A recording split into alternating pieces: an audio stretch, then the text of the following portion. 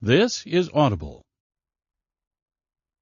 Tantor Audio, a division of Recorded Books, presents Alice by C.W. Lamb, narrated by David Drummond. Chapter 1. As Jake lay quietly on the table, he was trying to figure out what was happening. Everything around him was dead quiet and completely black. He was waiting for someone to say something. A member of the scientific team had just been speaking before everything went dark. Only introduced to him earlier that morning, the scientist completed attaching sensors to various parts of Jake's body, and the last thing Jake remembered was the man and his lab technician in conversation. "Okay, Captain, now just lie back," he said. Sitting in his underwear, Captain Jacob Thomas just smiled and silently nodded back, doing as instructed. The technician sitting at a console against the wall to Jake's left declared, "All sensors are reporting in, sir." "Good," the scientist replied. "Power up the field generator coils and verify the status of the power cells."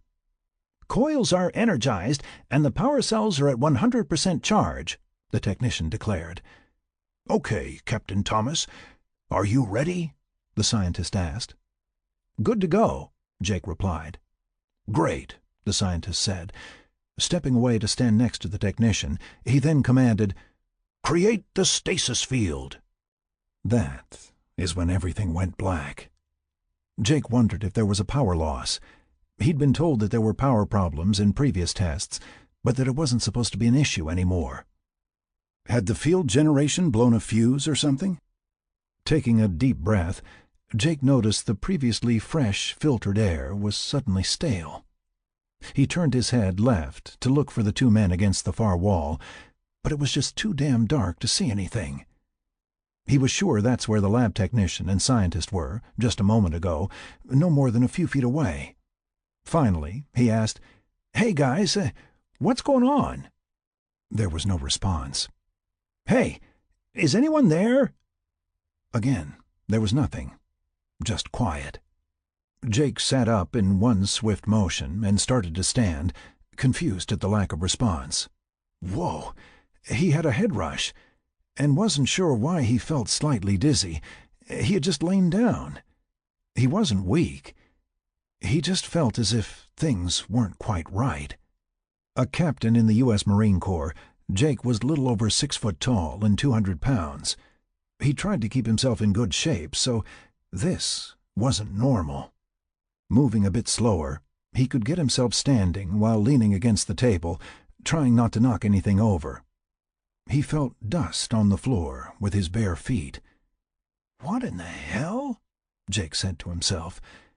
Stepping slowly to not stub his toes, he began sliding his feet. He headed to where he remembered seeing the workbench with the computer console where the technician sat. His toe touched the chair first, and reaching forward, he grasped what felt like human hair. Jake jerked his hand back and slid to the left while leaning forward toward the workbench. Running his hands over the bench, he could not find what he was looking for. Earlier that day, he had noticed the lab technician's cigarettes and lighter on the workbench next to the computer console. Where in hell the technician went to smoke down here, he had no idea, but the lighter was his goal. Down here was a first-of-its-kind prototype research facility full of advanced technology projects. It was a top-secret underground military installation in the Nevada desert. This facility was the type of place that created the Area 51 alien stories. Moving right now, and skipping around what he was now absolutely sure was a body, he found the lighter on the right of the keyboard. "Damn, I'm sure I'd seen it on the left," he thought. Flicking the lighter on, it blinded him for a moment, as his eyes previously strained for any light. Sure enough, sitting before him was the mummified remains of the lab technician, sitting in the same chair as before. The technician's body was sitting rocked back in its chair, as if he simply died while working. The scientist was nowhere in sight. Next to where he found the lighter was a notebook that the lab technician had been using to log his experiment. Jake checked the entries and noted the last was on July 8th at 9 p.m.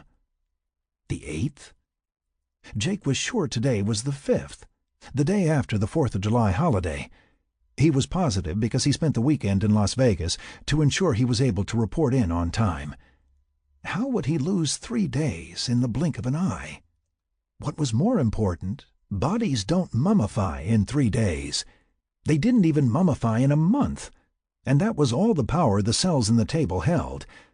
Jake was told the stasis field generator was inside the table he'd been laying on. The scientist explained its workings to him in detail, and that it contained completely redundant components to prevent field size fluctuations or partial field collapses for his safety. In addition, its reserve power cells could maintain a human-sized stasis field for up to a month. What in the hell was happening to him? Had he been in stasis all along, the missing 3 days? If more, then how long was he in stasis anyway?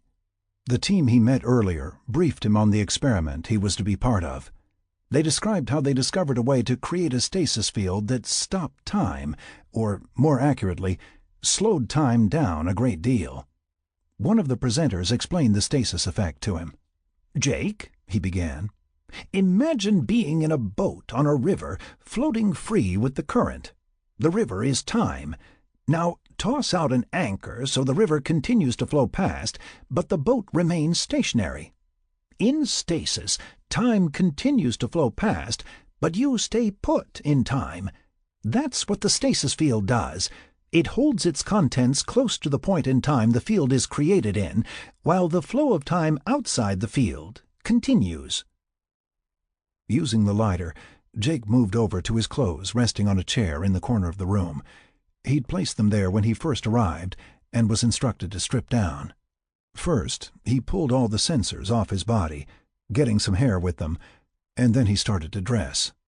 When the scientist attached those sensors earlier, he explained, "We discovered in earlier testing that even though the field is physically impenetrable and time is almost frozen inside, we can actually pass some wireless transmissions through the field.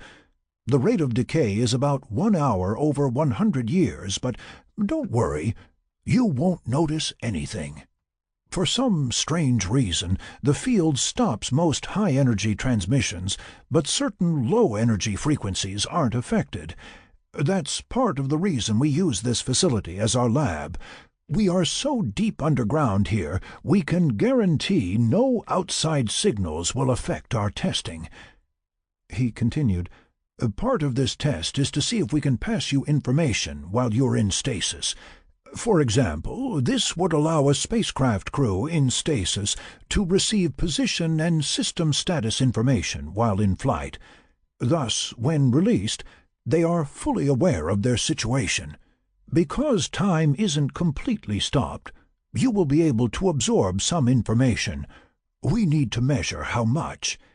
In your case, we are going to feed you a training program and see if you can perform previously unfamiliar tasks successfully after coming out of stasis," he finished up.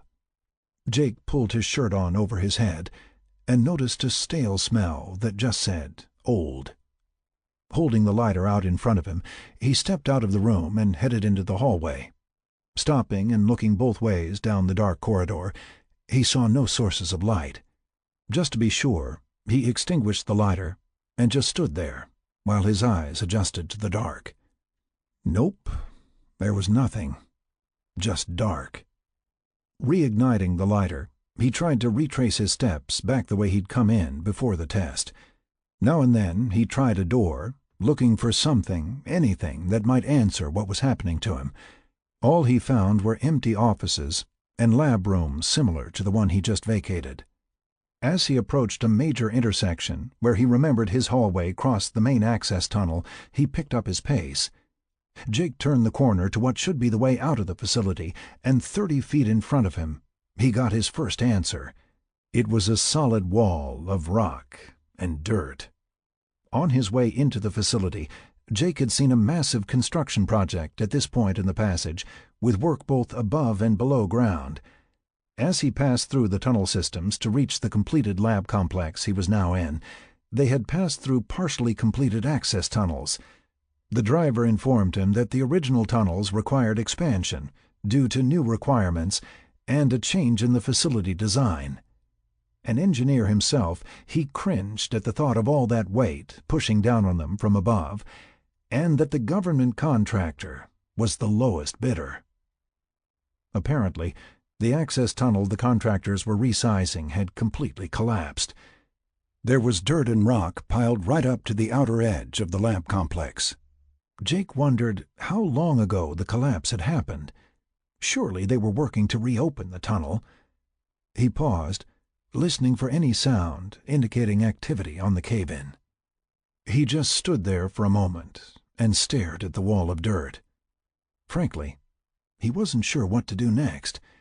He was stuck very deep underground, no idea how long he'd been there, and no idea how to get out, besides the way he came in. Rather than head back the way he came, he decided, first, he needed to find another light source. This lighter wasn't going to last forever, and second, he needed to find a way to let the surface know he was there. Heading down the main tunnel, away from the collapse, and perpendicular to the hallway he had just come down, Jake started searching behind every door he came across. He figured the best way to reach the outside world would be through the control center for the facility. In addition, the best place for a control room would be in the center of the complex. As Jake searched, he considered his predicament. This event seemed to reflect the story of his life. Multiple combat tours in Afghanistan and Iraq had driven a wedge between his wife and himself. She hadn't approved of his military career from the beginning, but as they met while in college, he was already committed to the NROTC scholarship that paid his way. After 8 years of trying to please her and the Marines, he left the Marines to focus on her and try to save his marriage. As she was now focused and committed to her career, that proved to be too late. Therefore, with his marriage over and with the economy in the dumps, it seemed like returning to the Marines was the perfect solution. He had no children from his marriage, and as an only child himself, there were no other family commitments.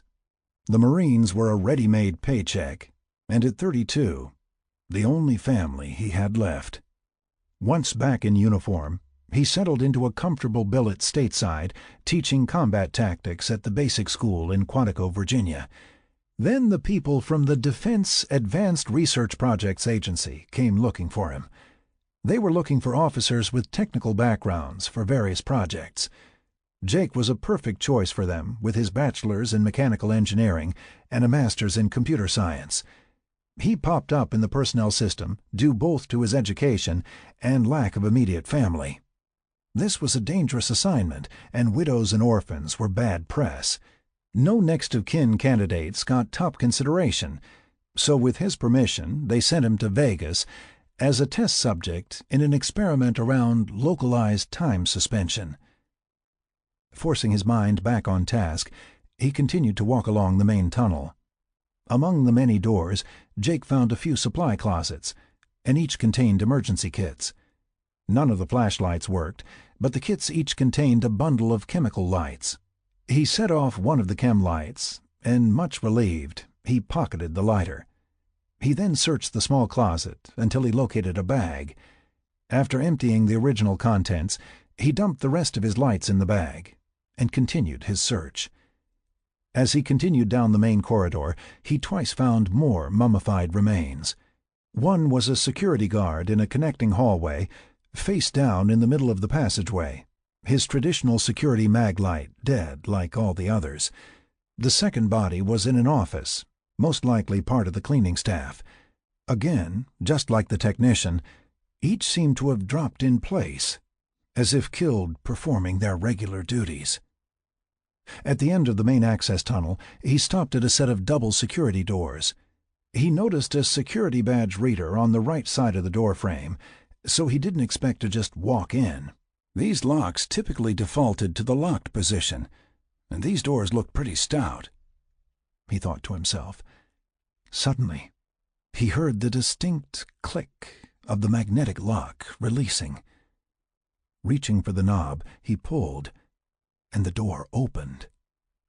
"Who the hell did that?" he asked aloud. Stepping warily inside, He held up the chem light and looked around the room. There were rows of desks with computer monitors and keyboards.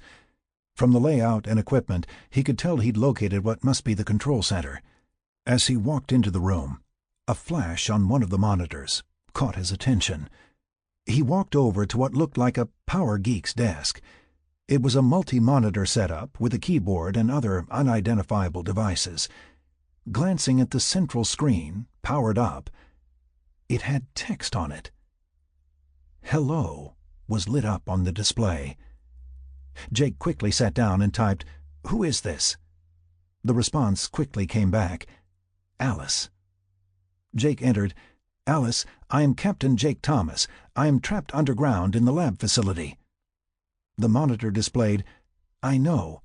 I am attempting to determine a path out of your location. Unfortunately, most of the sensors in your area are no longer operable." Jake responded, "What happened? Are they trying to dig me out? How long was I down here?" Alice replied, "I will answer your questions later. Your current location is not safe. The gas explosion that caused the tunnel collapse suffocated all the occupants. It was thought to be a total collapse with no survivors and was determined a total loss. Apparently that level eventually ventilated naturally, but no attempt has been made to re-access the facility." She continued, "I have identified two possible escape routes for you. One is through the primary power and communications conduit. It runs parallel to the main access tunnel and must have survived the collapse. If it were severed, this communication wouldn't be possible.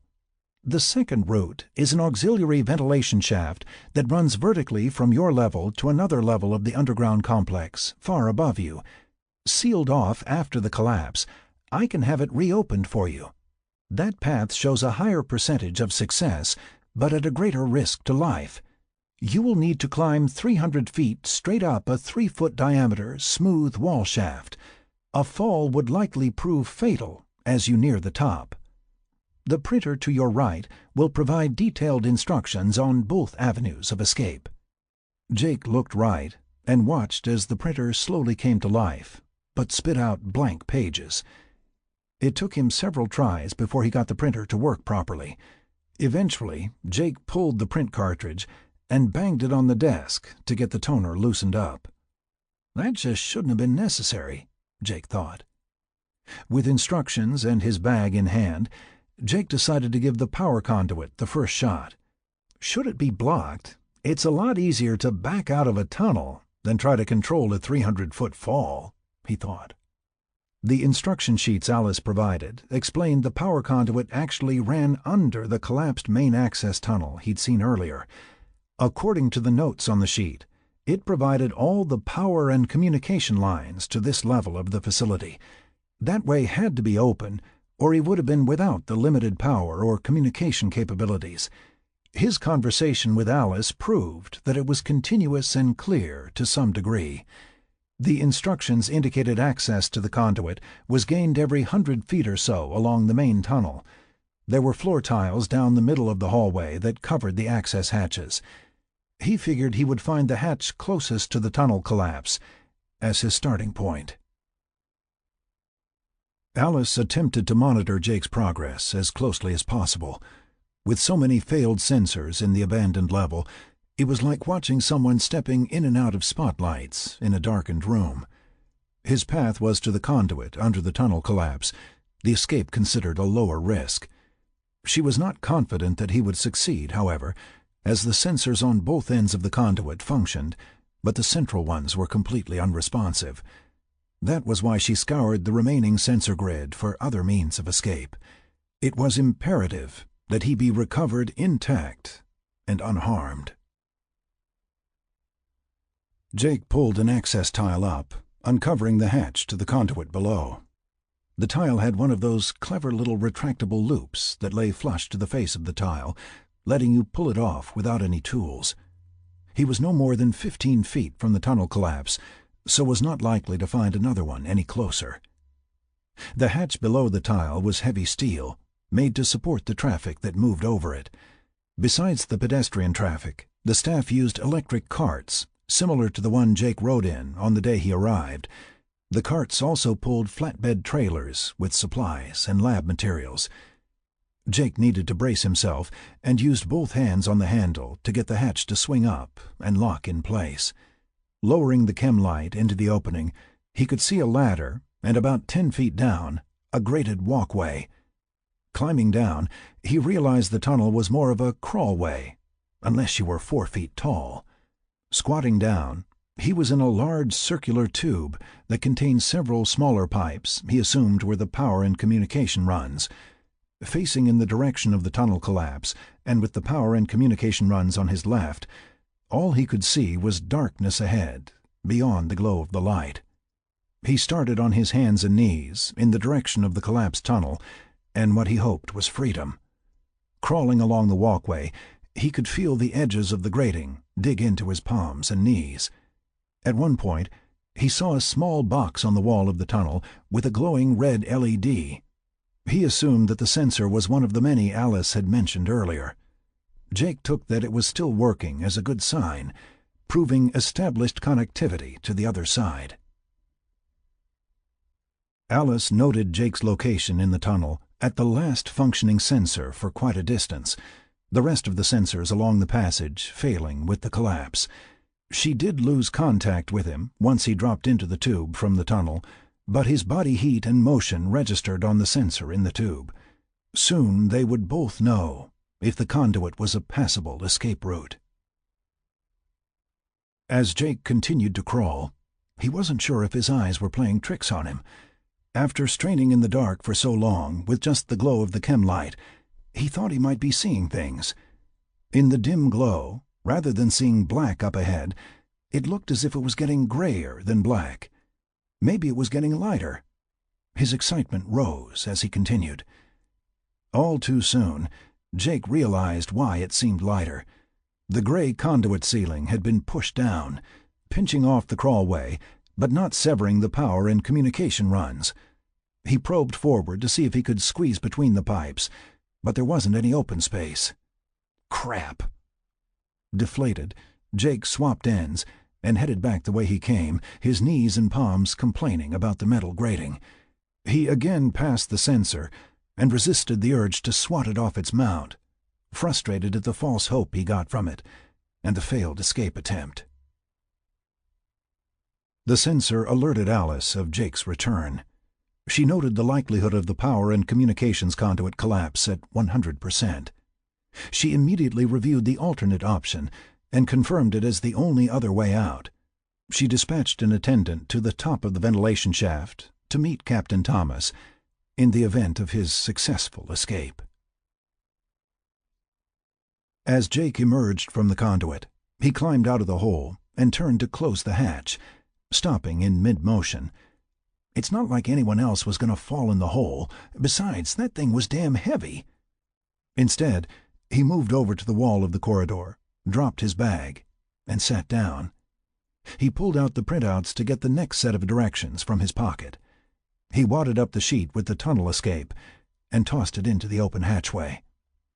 He started reading the second set of instructions Alice provided him. As he considered free climbing a 300-foot ventilation tube, some water sounded good. There just had to be a water source around here somewhere. Picking himself up and heading toward the next starting point, he again started checking handles along the way, kicking in any locked doors. He also gave the impending climb more thought. In the Marines, he'd both trained and operated using climbing and rappelling, but that was mountain warfare, not HVAC servicing.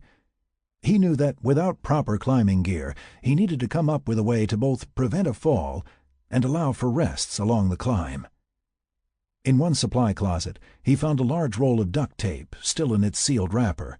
Into the bag it went, with the remaining chem lights. He also found some mops in the same closet. Grabbing two, he pulled the mop heads off, giving him 2 poles, each about 4 feet long. In another room that looked like a break room, he found some vending machines, one of which was a drink machine. It was no surprise, though, that there was no power to the machines. After a little persuasion, provided mostly by a severe beating with a chair, he was able to get the door open and surveyed his options. Water was always good, but a little sugar might help, so he grabbed one of the soda cans and popped the top. What he discovered inside was clearly undrinkable, more like motor oil. Most of it was actually stuck to the side of the can.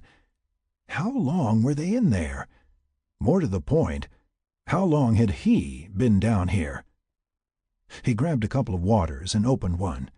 Thankfully, it was drinkable, but definitely had a plastic taste to it. He dropped a couple more in his bag with the chem lights and tape, and then continued on his way. Following the directions Alice provided him, he finally found the cover grate in the ceiling for the ventilation shaft. It was at the end of one of the hallways, placed as a return vent to set up airflow for this level. Pulling a desk out of an adjacent office, he climbed on top and pulled off the cover grate. Yes, there it was, a 3-foot diameter shaft heading straight up. Looking up and holding his chem light over his head, Jake could see only the first 10 or 15 feet up into the darkness. The tube walls were as Jake expected, typical smooth metal ducting. Climbing down off the desk, Jake pulled the tape out of his bag and started wrapping one end of one of the poles with tape. He put a couple of strips over the end, then wrapped that with more around the shaft. He repeated the process until it created a soft end cap. Climbing back upon the desk, he stuck the pole into the shaft, taped end down, until it was all the way inside. Placing the taped end against one wall of the shaft, he lowered the top until it rested against the opposite side of the shaft. He then tried hanging from the pole, wedged not quite diagonally across the shaft. It held. The tape prevented the end of the pole from slipping on the shaft walls. Jake taped up the other pole, giving him 2 to work with. To prevent loss of the poles as he climbed, he made 2 8-foot cords from sections of duct tape and used these to tie each pole to his belt, with plenty of slack to use them. He then pulled out 2 chem lights, activating them, and taping one to each pole. This would provide light on the way up, and he tucked a third unlit in a shirt pocket, should he need it later. Next, he tied the bag off to a belt loop, so it hung at his side. Sliding both poles into the shaft, he wedged them in place and pulled himself up into the shaft. Placing his feet against the far side of the shaft and with his back against the other side, he braced himself and raised the poles higher above his head. Alternating between his legs and the poles, he slowly moved up the shaft, a few feet at a time. He was always cautious the poles were wedged firm before pulling himself up. Once he was about 2/3 of the way up, or at least so he figured, he took a rest break, pulled a water bottle out of his bag, and drained it. It was hot and stuffy in the tube, and he was sweating like a pig, his shirt soaked through. He dropped the empty bottle into the darkness below. It took a long time for the bottle to hit bottom, a reminder he didn't need.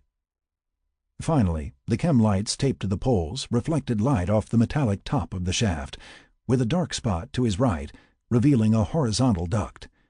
He assumed that the shaft turned 90 degrees, hopefully into an upper level, and freedom. Jake worked his way up until he was level with the opening, and then, using the poles above his head, pulled himself into the tube. This duct was apparently close to the same diameter as the one he came from, so Jake just used the poles to pull himself farther in until he could roll over and crawl. That wasn't very far, though, as the tube ended in just a few feet at a vertical grate. Peering through the grate, all Jake could see in the dim glow was blackness. He turned himself around and kicked hard, feeling the grate fly free, crashing as it hit the floor. Jake slid one of the poles through the opening and inched forward until his legs were over the edge and he could see inside. Verifying first to ensure there was no big drop on the other side, he slid into a moderate-sized room. Illuminated by the chem lights, there were grates on the ceiling and 3 of 4 walls, indicating this was some kind of air-mixing room for the ventilation system. There was a doorway framed on the 4th wall opposite him, and crossing to the door, he noticed light coming from under the bottom of the door. Chapter 2. Jake stood in front of what was obviously a door, but there wasn't a knob or handle. Reaching forward to try to push on it, The door suddenly slid into the wall on his left. It opened into a well-lit hallway, running off to both his right and left. Standing before him in the middle of the hall was a trash can. Well, it looked like a trash can, one of those green rectangular types you find in the park with the semi-rounded top. This one was a dull gray with a transparent dome on top. Inside the dome were several camera lenses pointed in different directions.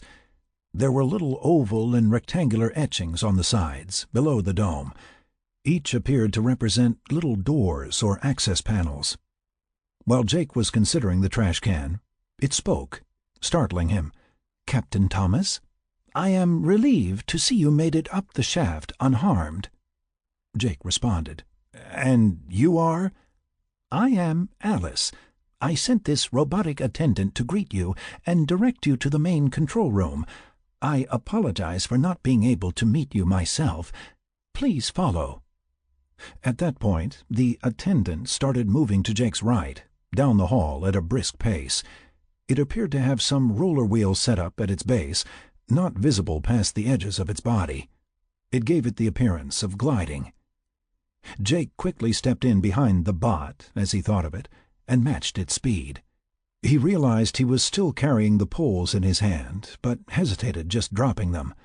As they passed through a maze of hallways, Jake noticed several of the handleless doors. Some of the wider ones presumably were double doors, as there was a faint seam down the middle. The walls in the hall were of an off-white, not overly bright, and the ceiling seemed to radiate light, rather than the typical light fixtures every few feet. Everything seemed rather stark and overly sanitary, and it screamed government building.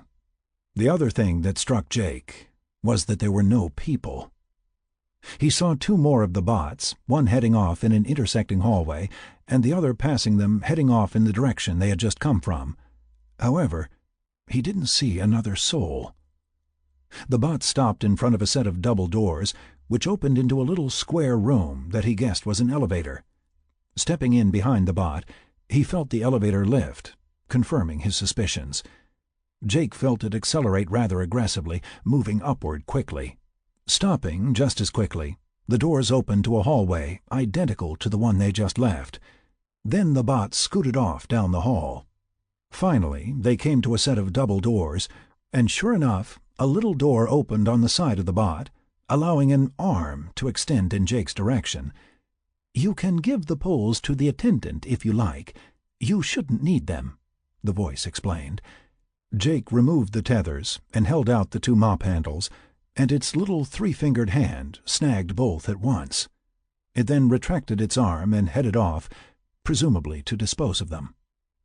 Jake turned as the doors opened and stepped into a large room, somewhat circular in shape. It was two-tiered, the upper deck set back from the lower, like a stadium. All around the room, on both levels, were displays and consoles, most lit up with lights, text, and images. This was clearly the main control room. The only thing missing were the people. "Hello?" Jake said. "Hello, Captain Thomas," a voice replied. It seemed to come from everywhere. "Where are you? What's with the hide-and-seek?" "I am here, Captain. Please, let me explain," the voice answered. "Please do," Jake responded. "Are you Alice?" "Yes, I am Alice," the voice replied. "Please go to the console to your right, and I will explain everything." Jake turned to his right and walked to the console, where he noted a display and keyboard, but it wasn't like anything he'd seen before. The words on the monitor seemed to float in mid-air, and the keypad was more like a touchscreen. Nevertheless, what caught Jake's attention was the label above the monitor. Artificial Life, Intelligent Computing Environment, Master Console. Alice. "You're a computer?" Jake asked. "More than a computer," Alice replied. "I am the entire underground facility. Its sensors are my senses, the attendants my hands, the power supply my heart. I was created to run everything here, so my human population was free to concentrate on more important activities. I cook, I clean, and I can manage and maintain myself in all but the most specific of ways." "Then where is everyone?" Jake asked. With a pause, Alice responded, "Gone. I have been unoccupied for over 80 years." 80 years? Gone where?" "That is part of a longer explanation that must wait. There is a more pressing matter that needs your attention," Alice declared. "As I have described, I can maintain and repair myself in all the standard ways with my attendants, and some are even designed for specialty work.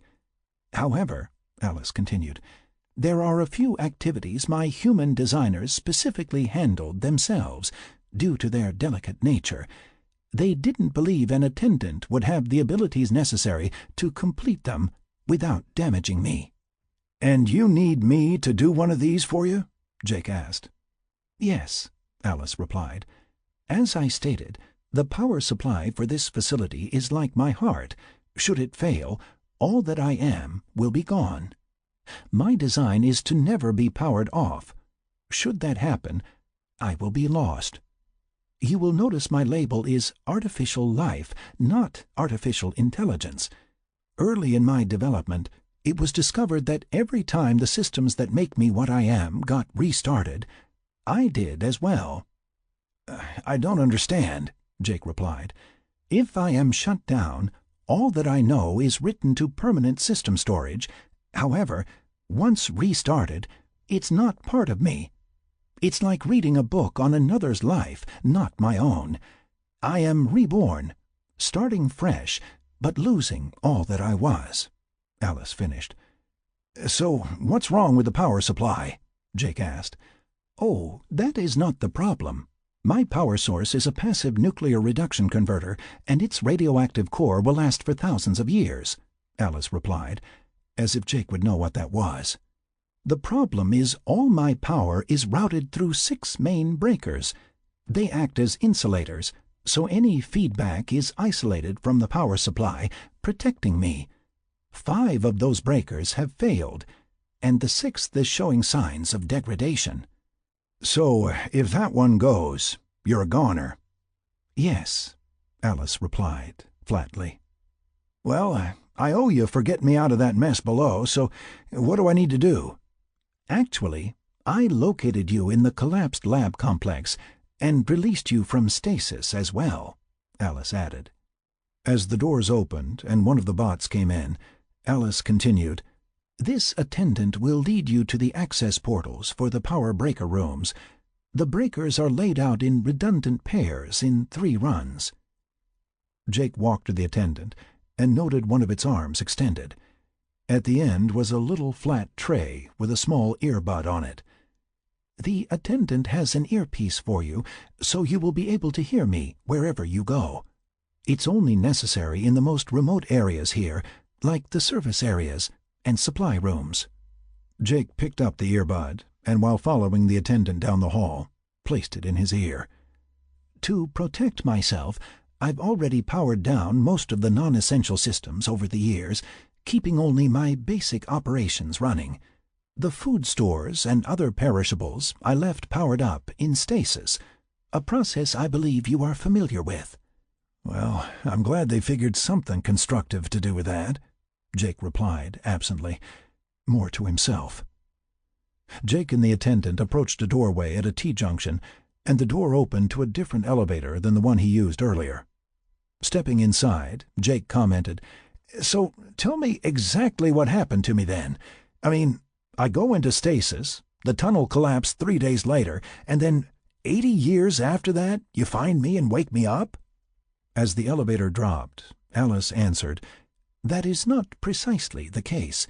The first part is right. Your experiment was isolated 3 days after its start, with the tunnel collapse.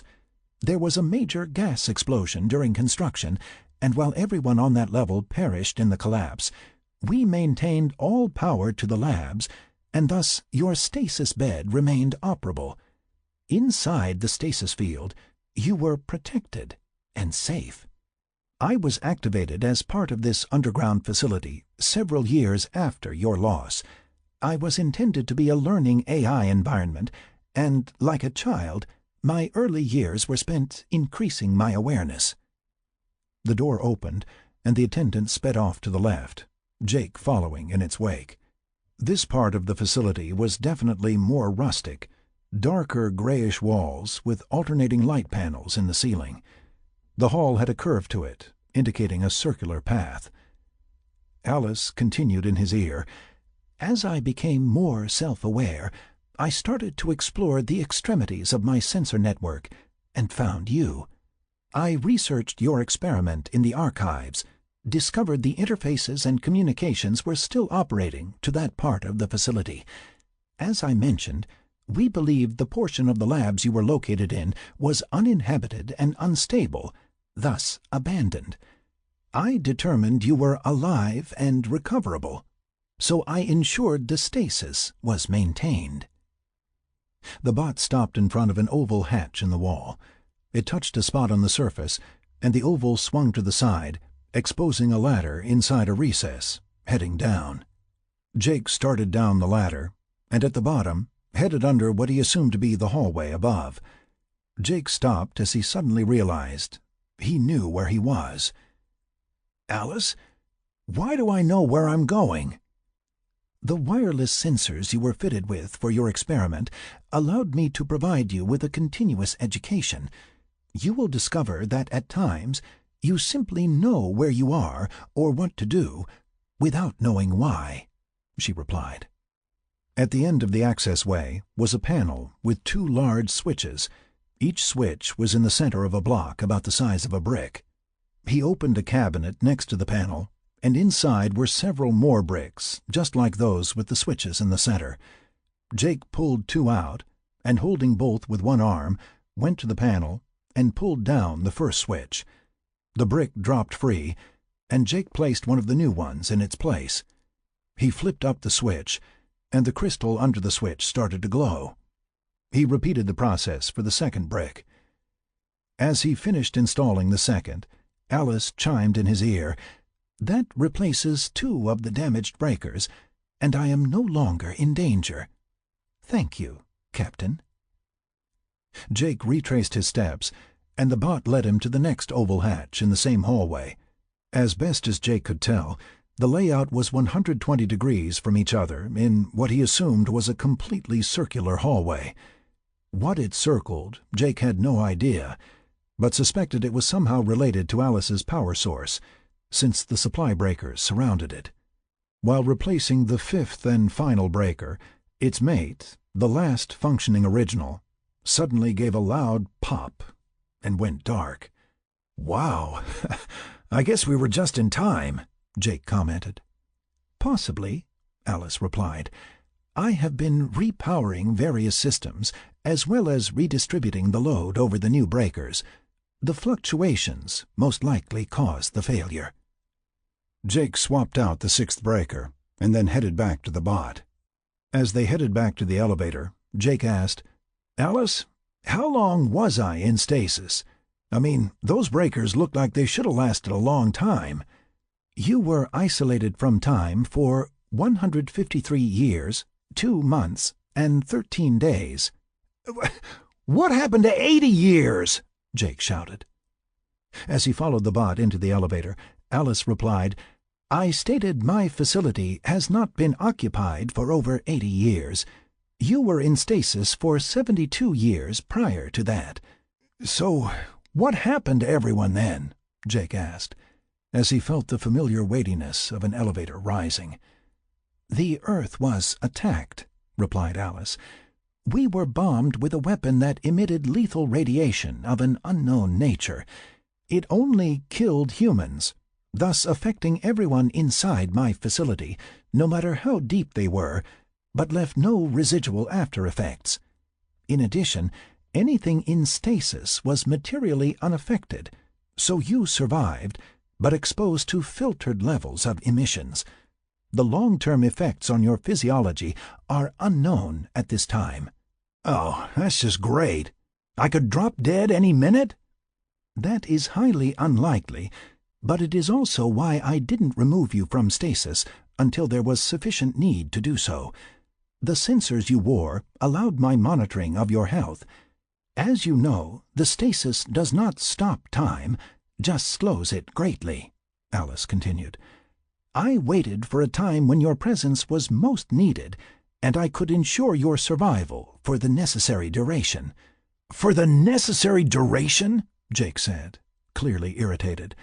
"You mean to be sure I would last long enough to save your ass? How long do you think I'll last?" Alice continued unfazed at the pointed remark. "At this time, I see no indications you will expire prior to a normal human lifespan. In fact, I have some data that you may experience a longer than normal lifespan, with enhanced muscular and sensory performance.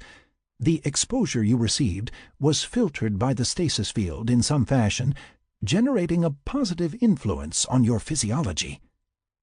Just then, the doors opened, and the bot scurried off in the direction of the control center. "Great! So, should I live, I can run faster and jump higher, and I get to talk to you in the trash cans for the rest of my life." "The last living human," Jake stated glumly. As Jake stepped into the control room, Alice responded, "Captain, you are not the last living human, just the only one in this facility." That statement made Jake stop in his tracks. "So, if there are other people, why aren't they here helping you instead of me?" "There are two reasons. First, the attack on Earth, and it was an attack, for I've been able to confirm it was an outside intelligence, wasn't to eradicate humans. The motivation seems to have been to reduce the technological level of the planet. Right now, the overall planetary technology level equates to the late 18th or early 19th century. Getting anyone capable of assisting me wasn't practical.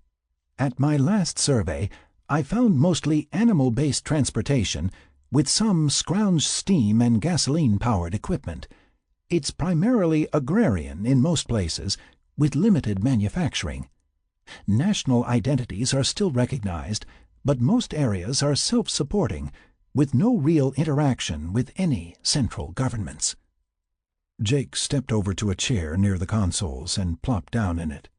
The thought of everything he knew, kicked back to horse and buggy, boggled the mind. As he sat there, a bot slid up to him with a bottle of water extended, and he took it without thought and drank. After a pause, Alice continued, "Most areas of the world, like the one we currently occupy, are lawless. Any civilized law enforcement remains close to widely scattered settlements. Most people that are not farming depend on trade goods they scrounge from the abandoned ruins for survival. To expose myself to the outside world would be tantamount to committing suicide, as my resources would be seen as a treasure trove to be ransacked. Additionally, the armory contains weapons and equipment far superior to current technology levels. To have access to those weapons would instantly give the holders the ability to rule the world." Jake was only half listening to that point. The image of automatic weapons and rocket launchers against bows and arrows came to mind. Then he realized he might not even understand what was in the armory.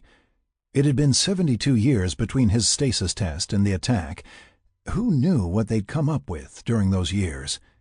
"And the second reason," Alice continued, "is I am bound by my core directive. I can only take direction from the facility's commander. My core directive was not to expose myself to the outside world. In point of fact, my primary instructions in that area are to keep this underground facility hidden and secret at all costs." "Hell, since he died over 80 years ago? That's going to be a problem," Jake said. "That is not entirely correct," Alice responded. "The person who was the facility commander died 81 years ago. With his passing, the next surviving member in his chain of command assumed that responsibility." "But you said everyone was killed," Jake queried. "Everyone from that command is dead, but you are now the facility's commander." The statement slammed Jake. He had just arrived here the day of the experiment. Additionally, He only returned to the Marine Corps a few months prior to that. Well, technically now, 153 years ago." While Jake sat there considering all this new information, Alice chimed in, "Captain, there is one more duty I wish to accomplish with some urgency. It's not as critical as restoring access to my power sources, but it does have extremely significant ramifications." Jake sat for a minute, trying to shake off the overwhelming sense of through the looking-glass, and replied, "What's wrong, Alice?" "The uplink dishes I use to communicate with my satellites no longer function. They are the primary means I monitor the outside world. The last one froze up on me 15 years ago. There are 3 dishes hidden under camouflage domes at the edges of the valley we sit in. There are underground access tunnels to each, so no need to go outside, but my attendants can't ascend the final access ways to reach the dishes. One has a failed motor, which is a time-consuming repair, and one is completely destroyed with a dome collapse. However, the final dish just appears stuck. I can move it a small amount, but can't rotate it to track up. It was in a down position for diagnostics and would not recover." Jake started to stand when a butt slid up with a tray, forcing him to stay seated. The tray held a plate with a sandwich, potato chips, and a glass of what looked like iced tea. "What's this?" "You have been going non-stop for several hours now," Alice replied. "It is proper that you rest and eat before this next activity." Jake took the tray and set it on his lap, handing over the water bottle to the little bot and lifting the sandwich. The bread felt soft and fresh. Taking a bite, it tasted good. None of the food was stale, and the drink was cold iced tea. "Alice, how can all this be fresh after 80 years?" Jake asked. "Stasis," she replied. "In the years after your experiment, humans further developed the means to store perishables in stasis rather than refrigerate. Food lasts indefinitely. Almost all my storage facilities are stasis lockers. Food, frozen goods, clothing, ammunition, and degradable fuels are all stored in stasis to ensure freshness and usability." Jake considered that while he ate. Well, at least he wasn't going to starve. "Alice," Jake asked, "besides the acronym for your name, why the feminine personality? I mean, technically, weren't you a neutral gender at inception?" "That is true," Alice replied. "However, it was encouraged that a female persona would be less threatening and more comforting to the staff personnel. It was a naturally evolving occurrence that seemed to satisfy all involved." The earlier ammunition comment also got Jake thinking. "Alice, I think I might want to grab a gun for this next task. If what you say is true, the dome may have been compromised, and I wouldn't want any surprises. I do have sensors in the 2 remaining domes. There haven't been any human intrusions, but I have noted a possible wildlife presence, so your concern is valid. This attendant will lead you to one of the small arms lockers, and then to a conveyance for the trip to the dome." As Jake finished, a second bot appeared and took the tray away, while the first stood by the doorway, patiently waiting for him to move in that direction.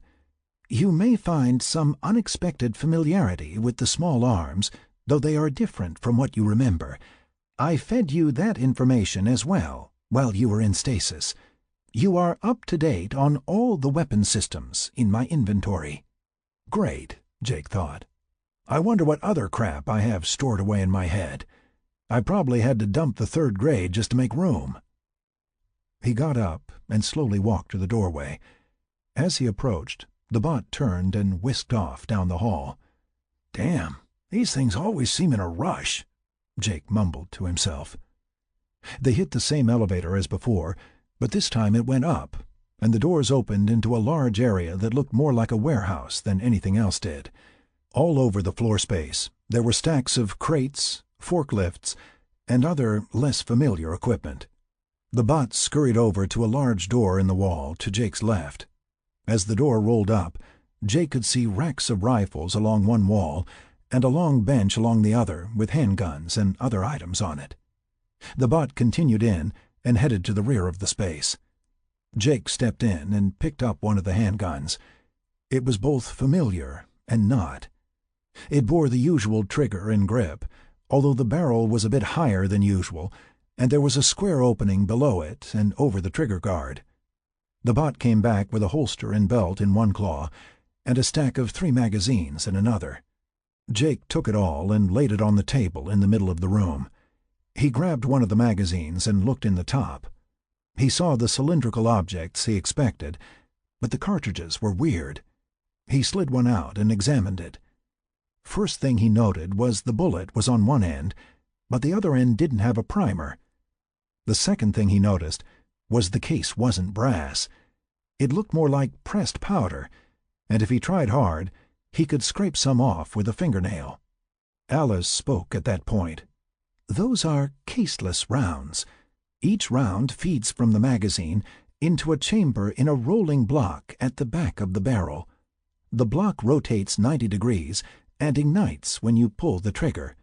The block then rotates 90 degrees again, and the next round feeds in the empty chamber. The magazine goes in the well below the barrel, and each magazine holds 25 rounds. This is what you would call a 10mm caliber. It provides a substantial impact for closer distances. The rifles behind you operate in the same fashion, though their stick magazines hold 200 rounds and are in 5.56mm and 7.62mm calibers. They have a larger powder charge and are more powerful and are accurate to a greater distance." Jake slipped a magazine into the handgun and then placed it in the holster.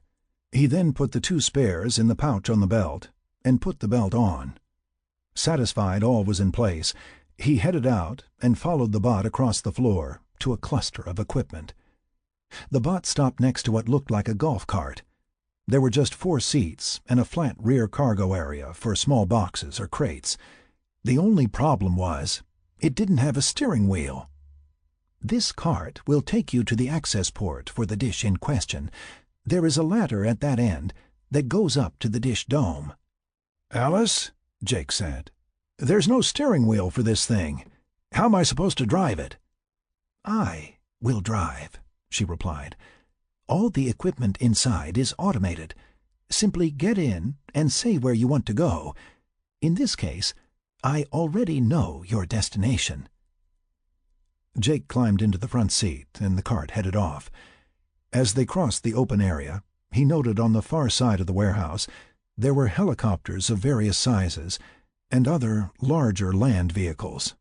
The helicopters were a mixed group of military and government models, but the most noticeable thing about them was they didn't have a main rotor. In its place were 2 large horizontal loops, one on each side of the center of the airframe, with blades inside the loop. Jake suspected they moved independently to control direction because there was no tail rotor. In addition, the area where the engine should be was excessively small. He made a mental note to go check those out at some point. As Jake was considering all of this, the cart dashed into a smaller tunnel, though comfortably big enough for the cart. Dimly lit, Jake might have slowed, but Alice was driving, so he just tried to relax. After about 20 minutes, the cart started to slow, and then came to a stop next to one of the oval ports in the wall, like the ones he accessed earlier to reach the power breaker panels. "This is the access hatch for the dome," Alice said. "Simply touch the center, and it will open automatically." Jake did as instructed, and sure enough it swung away, exposing a ladder as before, though this one went up. He stepped into the access way and started climbing. Again, the lighting wasn't great, but it was good enough to see the rungs to climb. He must have climbed several hundred feet when he reached a hatch above his head. Popping the hatch, he cautiously stuck his head up in the dome and looked around. He could see the dish, standing vertically in the center of the room. It must have been day outside, as he could see light streaming in at several places through the dome. He slowly lifted himself up and inspected the room. There was quite a bit of dust and dirt on everything. Examining the dish, he could see that the positioning gears were caked in dirt. He found a rag and a brush and went to work on cleaning them up. "Alice, can you hear me?" asked Jake. "Yes. The domes are at the limits of my internal sensors." "Well, I think I can get these positioners freed up, but the dome is a little worse for wear and will need some patching." At that point, the dish started to creep up, and Jake stepped back to watch as Alice rotated it up and down. "I have full rotation again, Jake. We can address patching the dome at another time. Thank you." As Jake turned to leave, he heard the distinct sound of a pissed-off rattlesnake. Coiled in the corner on the far side of the hatch he intended to leave through was the biggest diamondback he had ever seen. Discretion being the better part of not being bit, he drew the 10mm and lined up on the snake's head. A gentle squeeze, and it evaporated in a flash of smoke and flame. "Oh, damn, this is a nice gun," Jake exclaimed, to no one in particular. Alice chimed, "Jake, is everything all right?" "Yep, just found a snake." Jake holstered the gun, headed to the hatch, and climbed back down the ladder after he ensured the hatch was secure. Back at the cart, he discovered Alice had already turned it around. He climbed in, and off it went, back the way it came. Chapter 3. Jake stepped back into the control room after having freed the frozen satellite dish. The return trip was a mirror of the way out, though he skipped the trip to the locker, deciding to keep the gun. He noticed several new active displays around the room, with images he suspected came from satellites. Presumably, due to his interest in the images, Alice said, "I am doing a local survey to update my data on our surrounding conditions. After that is complete, I will expand outward." Jake asked, "How far have you got?" "I am finishing the area you know as the southwest U.S. and northern Mexico. I would be further along, but not all the satellites are geosynchronous, so I must wait until they pass over the areas of interest. I would suggest you consider resting, and we can review the results later," Alice finished. Jake realized he was dragging. With all the new information to process, he hadn't noticed it. One of the army of bots swung by, and without waiting for the expected direction, he got up and followed. Back out in the hall, they hit a different elevator going down, and almost immediately stopped. Stepping out, a door across the way opened. "No point in going too far. All the rooms are identical," Alice said, "although these are the senior staff quarters just below the command center, so they are nicer than the rest." "I'll say," Jake replied, as he stepped in. The room layout was splendid, with a sitting area study, including a plush couch and overstuffed chairs around a coffee table on the left, and a fine wooden desk and chair against the wall on the right.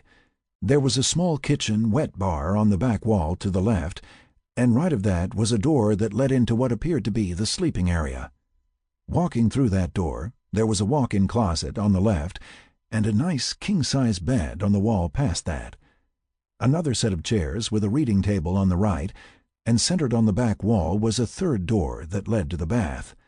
"I took the liberty of stocking the room with clothes and uniforms in your size, though they are not exactly correct for your time.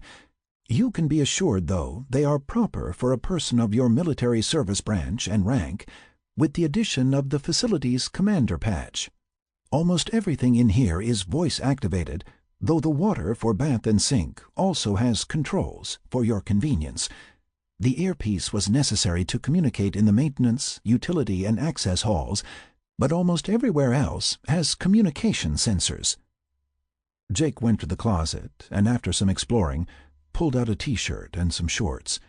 He went into the bath, pulled the earbud out, and took a long, hot shower. All cleaned up and with fresh clothes, he hit the bed and was out in seconds. Jake opened his eyes, and it took him a minute for him to remember where he was. As he slipped out of bed, Alice piped up, "Captain, What would you like for breakfast?" "Well, first, why don't you start by calling me Jake?" he answered. "And second, I don't suppose bacon and eggs is an option." "Well, Jake," she responded, "it is absolutely an option. As I mentioned yesterday, I have a very extensive food stasis locker, all as fresh as the day it was delivered." Jake wandered into the closet, trying to decide if a uniform was necessary at this point. "How about 3 eggs over easy, toast, bacon, and orange juice then?" he quipped. Then he added, "Oh, hell, let's celebrate. Throw in some hash browns, too, please." By the time he selected something halfway between a utility uniform and civvies, a bot appeared with a tray and set it on the reading table in his bedroom, then disappeared. Jake sat in one of the chairs, digging into breakfast. As he ate, he considered his situation. "Alice," he said, between bites, "what am I going to do?" With a pause, she replied, "I am not sure I understand the question." He laughed and said, "Yeah, I don't blame you. I was just thinking, here I am, 150 years in the future, essentially alone and responsible for the last technology and military powerhouse on the planet. It just seems to me that the right thing to do is to try to restore some of what was lost. You said there were survivors. They're just technologically devoid. Maybe we could help bring them back." Alice replied, "That is possible. Maybe a review of my latest survey might be a good place to start considering your options. I have completed the North and South American continents, most of Europe, and Asia." "I was thinking more like Texas," he said, laughing. "The entire North American continent is a hell of a big bite, don't you think?" The survey is intended to evaluate the level of civilization each geographic area has attained and determine its technological advances. It also helps identify threats and the more aggressive groups to be avoided. By now, Jake finished his breakfast, and before he could ask, a bot appeared and took the tray away. He stepped into the hall and into the elevator, with no bot to lead him. He simply said, "Control room." The doors closed and quickly reopened, but now on the expected floor. He stepped into the hall and retraced his steps from the day before. Walking into the control room, Alice greeted him. "I will present on the main holographic display, if you would like to be seated." Jake grabbed one of the chairs along the console and sat looking around for where the main display might be. Suddenly, in the center of the room, an image appeared in the open space, 2 stories high and as wide as the room. "As I stated yesterday, my last survey was completed 15 years ago. At that time, most major cities were lightly populated, the majority of the population having either been killed when Earth was attacked or fled to the countryside. With no central authority, the cities became lawless areas fairly quickly, populated by roving gangs. These small groups of men and women survive by scrounging in the abandoned cities or raiding the outlying communities. Some of these gangs have loose order, while others are more criminal, caving in to their baser instincts. Their weapons are predominantly older civilian small arms, scrounged from wherever they could find them. They frequently convert these to black powder, as it is easier to produce than smokeless powder. Edged weapons are also quite popular, swords and knives, and the bow and arrow. Satellite images of various parts of the world, still and video, appeared in the holographic display as she spoke. Jake saw ragtag groups wandering ruined cities, scrounging and fighting. Next, farming settlements with pens and plowed fields appeared. In the areas away from the cities, people have clustered in co-ops, living in defensible housing groups while tending the surrounding lands for food. This communal agrarian lifestyle provides greater security and stability in comparison to living in single homesteads, but limited by the amount of workers they can support for both security and farming labor. They maintain trade with some more civil city dwellers, bartering for scrounged goods with food they produce. Here Alice displayed a market of some kind, with baskets of produce on one side and on the other, metals and manufactured goods. There were tables, chairs, wheels, carts, all kinds of similar items. What struck Jake was the number of guns on both sides, and all guns pointing in each other's general direction. It was very clear trading occurred when taking by force was not an option. Wasn't the human race just wonderful? Alice continued her briefing for quite a while, breaking down each global region and noting changes from the last survey. A few things were obvious. First, globally, the planet was fairly equal all around. No one area seemed to have jumped ahead in recovery. In the 80 years following the attack, 2 generations, assuming a lifespan of 40 to 50 years, everyone was either farming or scrounging. Jake thought about that for a moment. Even thousands of years ago, people created cities and congregated in larger numbers. Why not now? Why not just rebuild? The cities were still there. All the structures were solid and just waiting for occupation. Then it hit him. The gangs. They would be protecting their source of survival. Anyone returning to the cities would do so in small numbers. Once there, they could expect an attack or absorption into the existing social structure. Even if a larger group tried to come in and stabilize things, all the existing gangs would converge on it, and not necessarily as a coordinated response, but certainly it would create a common enemy. The second thing was that cities are a basis for industry and manufacturing. With all the free stuff lying around, why try to make lesser quality products? It would still be years before the existing products and materials degraded to such an unusable state that humanity would again need to return to creating non-perishable items. And let's face it, a certain percentage of the population just doesn't like to work for a living.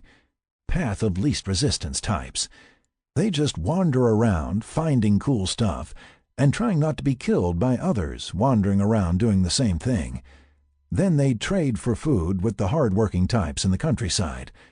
That's city life these days. Then there was another consideration, Jake thought. Someone had kicked the shit out of Earth. That someone wasn't likely to be just ignoring things here. Any significant increase in technological advancement might draw more unwanted attention. He figured whatever he decided to do, he needed to keep a very low profile for a while. By this point, Alice finished speaking and waited patiently for Jake to process it all. After thinking it through, Jake started, "So it seems to me we have 3 approaches to consider. First, we can pick a farming community to sponsor and create a secure free trade zone. We give them technology to increase farming production, educate, and expand our influence out from there. Second, we could pick a city and displace the gangs. I say displace because I don't think they're going to replace their lifestyle willingly with one requiring hard work and dedication. With a stable, safe environment, that city will become a draw for settlers and traders and populate naturally. We can educate and elevate from there. Last but not least, we selectively draw from the outside population and bring them here. That has both a greater appeal and enormous risk. By acquiring the right people, we can have you educate them far more quickly, and we can then distribute the workload internally and kick off multiple efforts. However, one bad egg on the inside could wreak havoc. It would become obvious to anyone in short order that they could rule the world with what you have to offer," Jake finished. "There are measures we can take to limit that risk," Alice said. "I have programs for the complete psychoanalysis of individuals. One of my original responsibilities was evaluating the facility staff. I was previously responsible to ensure no unstable personnel went undetected and gained access to sensitive materials or destructive items. I can also limit educational materials and lesson plans until we are assured of an individual's disposition. Finally, I do have some active anti-personnel systems I can use as a last resort to terminate high-level threats. I would agree the third option is the most appealing. This effort would require you to go outside and recruit pre-selected individuals," Alice offered. "So I snatch 'em," and you dissect 'em," Jake offered, with a grin. Jake spent the next few weeks doing all the maintenance tasks for Alice that the bots couldn't do. He got the second satellite dish positioning motor replaced and the dish back online. He patched the dome for the first dish, taking his gun again just in case. Overall, he crept and crawled into places for small tasks neglected over the years. He and Alice decided she would concentrate on scanning the surrounding area for likely recruits.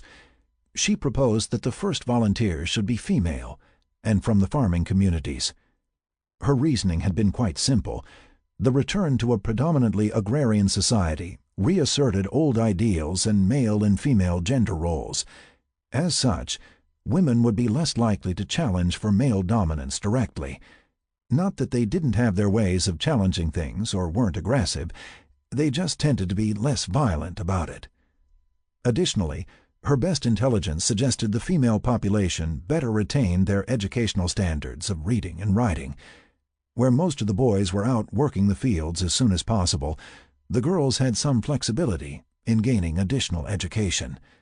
Also, recruiting from the farming communities suggested societies of defensive harmony rather than the aggressive nature of the gangs in the cities. With the priority tasks completed, Jake was in the hangar early one morning, checking out one of the helicopters he'd seen previously. He spent a lot of time in helicopters while in Iraq and Afghanistan, and this one looked like one of the old UH-1 Hueys from the 1960s. It had the same squat, wide stance, with 2 seats up front and a cargo passenger area behind. The big differences were the 2 large overhead hoops, one on each side of the airframe, containing blades inside. The hoops attached to a rib down the center of the top of the airframe, and there was no tail rotor. In its place was a pair of short tail booms with vertical and horizontal stabilizer fins. Alice explained to Jake in earlier questioning that the hub in the center of each hoop was an electrically powered motor, making each hoop a large fan. On a full charge, these things could fly continuously for a month. The craft was controlled by the fan blade RPM, blade pitch, and rotating the hoops in 2 axes. The controls in the cockpit were very similar to what he'd seen in other helicopters. The real difference was, now that Alice's dishes were back online, she could fly it outside the facility remotely. As he was inspecting the aircraft, he heard from the speaker inside the helicopter, "Jake, I have located likely candidates as our first recruits. There is an incident in motion that may have created us an opportunity, but there is some urgency. We need to discuss how you will approach them and what security precautions to take. There is a ready room next to the small arms locker. I have some equipment there you will require.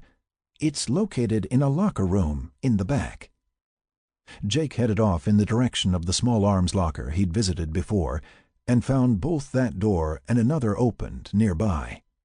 Inside the ready room were the typical rows of theater-style seats used to brief pilots for missions or after-action reviews. Behind the seats was another door leading to the locker room Alice mentioned. Once inside the locker room, Jake found his name on the first locker right in front with Captain Thomas on the ID plate. Opening the locker, he found a helmet on the shelf above, with uniforms hanging inside. Alice offered as Jake lifted the helmet, "The helmet is a standard full-face combat model 27. It seals air tight to the uniform undergarment. It's bulletproof, contains a full tactical and communications package, and supplies warm or cool filtered air. It also neutralizes chemical and biological contaminants. You can submerge for limited periods, and the curved faceplate is optically corrected for distortions." Placing the helmet back on the shelf, Jake pulled out 2 hangers. One contained something that looked like black long johns, while the other held a familiar-looking BDU blouse and trousers. Alice continued as he inspected the garments, "Your uniform is in 2 layers. The undergarment is a one-piece suit with openings for head and hands only. It stretches to don and returns to fit skin tight. It's also bulletproof. The material actually goes rigid at point of impact to distribute the forces to acceptable levels. The outer garments are a more traditional battle dress uniform, or BDU, but retain much of the resilience of the undergarment, giving you multiple layers of protection. They contain the typical combat pockets and pouches. The gloves are skin-tight and provide tactile feedback to your hands for increased sensitivity, again bulletproof. They seal to the undergarment as well. Your boots have ultra-grip soles and contain proximity sensors tied to your helmet display. They can detect traps and mines up to 10 feet in all directions. Jake put the hangers back and noted the boots and gloves as well. Once suited up, your gloves and helmet seal to your undergarment, as mentioned, creating a bulletproof, airtight envelope over your body. Only you or a pre-authorized delegate, like a medic, can break containment. How do I pee?" Jake asked. "You just go," Alice replied. "Your undergarment will filter and process the output into drinkable water, available in your helmet. External water sources are processed in a similar manner. Defecation is also possible, but not advised, as it is not processed. I am told it is uncomfortable and quite offensive when you disrobe." "Pass," Jake said. "I'll go before or hold it." "If you would return to the ready room, I can brief you on my findings."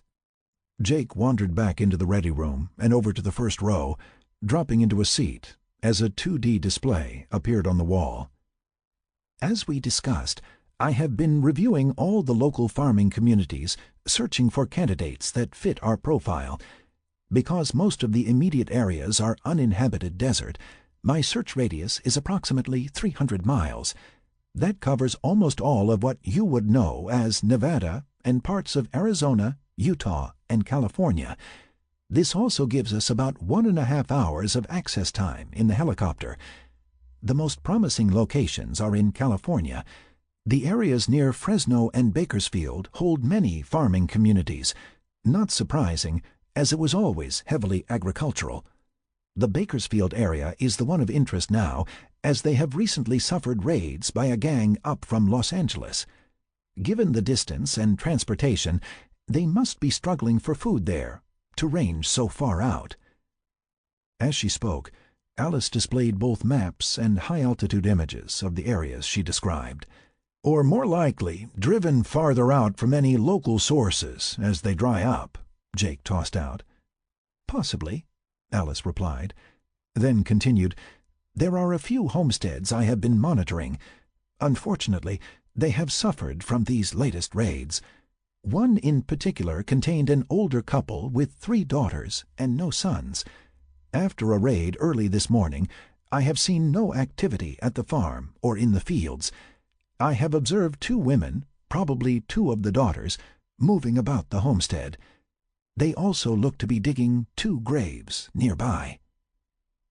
Jake could see the overhead view of the 2 women digging. With the image panned out, all he could tell was that they were blonde and female. "So, are you thinking I show up there and say, 'Hey, I'm from the government and I'm here to help'?" Jake quipped. "I would not suggest that approach, and they are not the target I suggest. I have located the raiding party returning to L.A., and they have captives." The real-time imagery Alice displayed turned to holographic 3D. It showed about 25 to 30 men, mostly on horseback, some in wagons, crossing an open field. Most of the wagons held food ripped from the fields and storerooms. One wagon held 7 people in the back. They looked tied hand and foot, and all appeared to be women. The sight caused Jake to become quite serious, all the humor leaving the situation.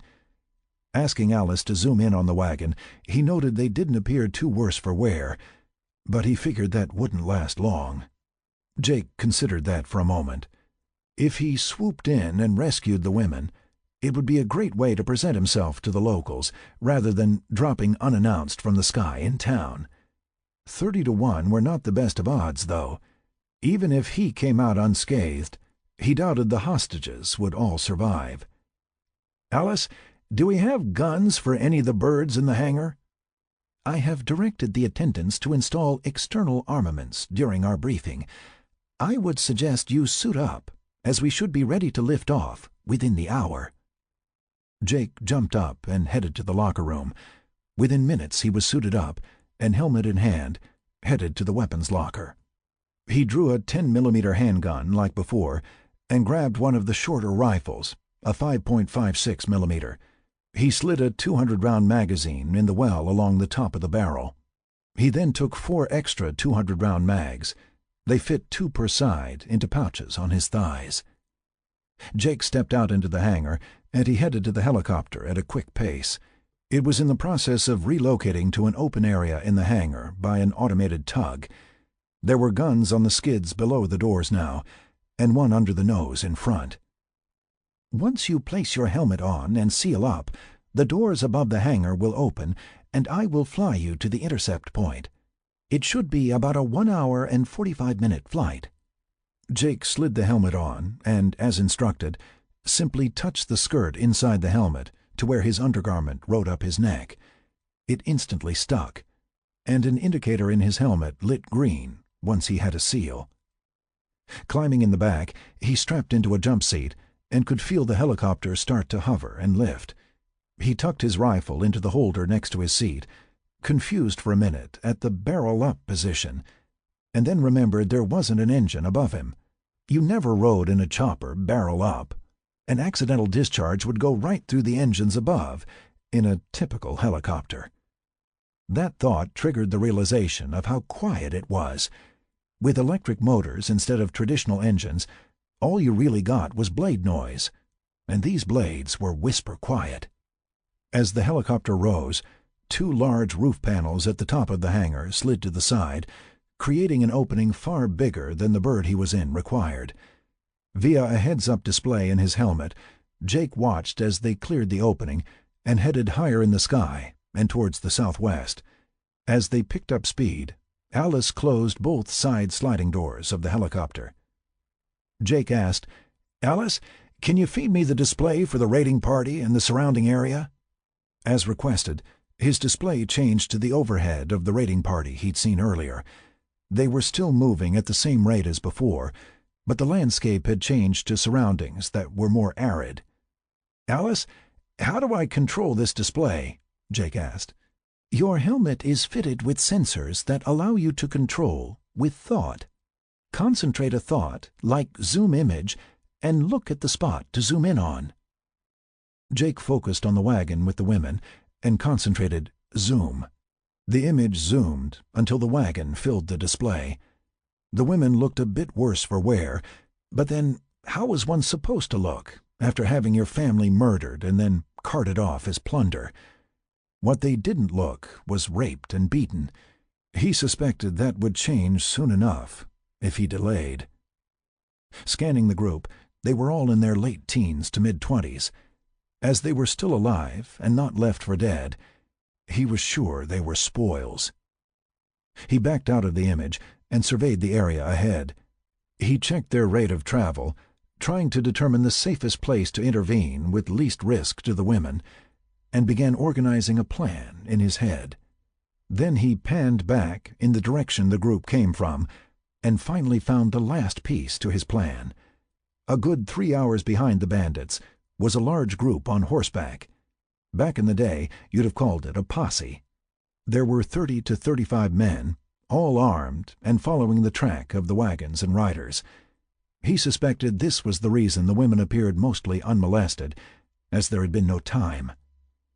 With a rough plan in mind, Jake declared, "Alice, I think we have 2 options. Either we strafe 'em from behind, taking out as many as possible while trying not to hit the women, or we land ahead of 'em, drop me off, and I can try to pick off the ones around the women first.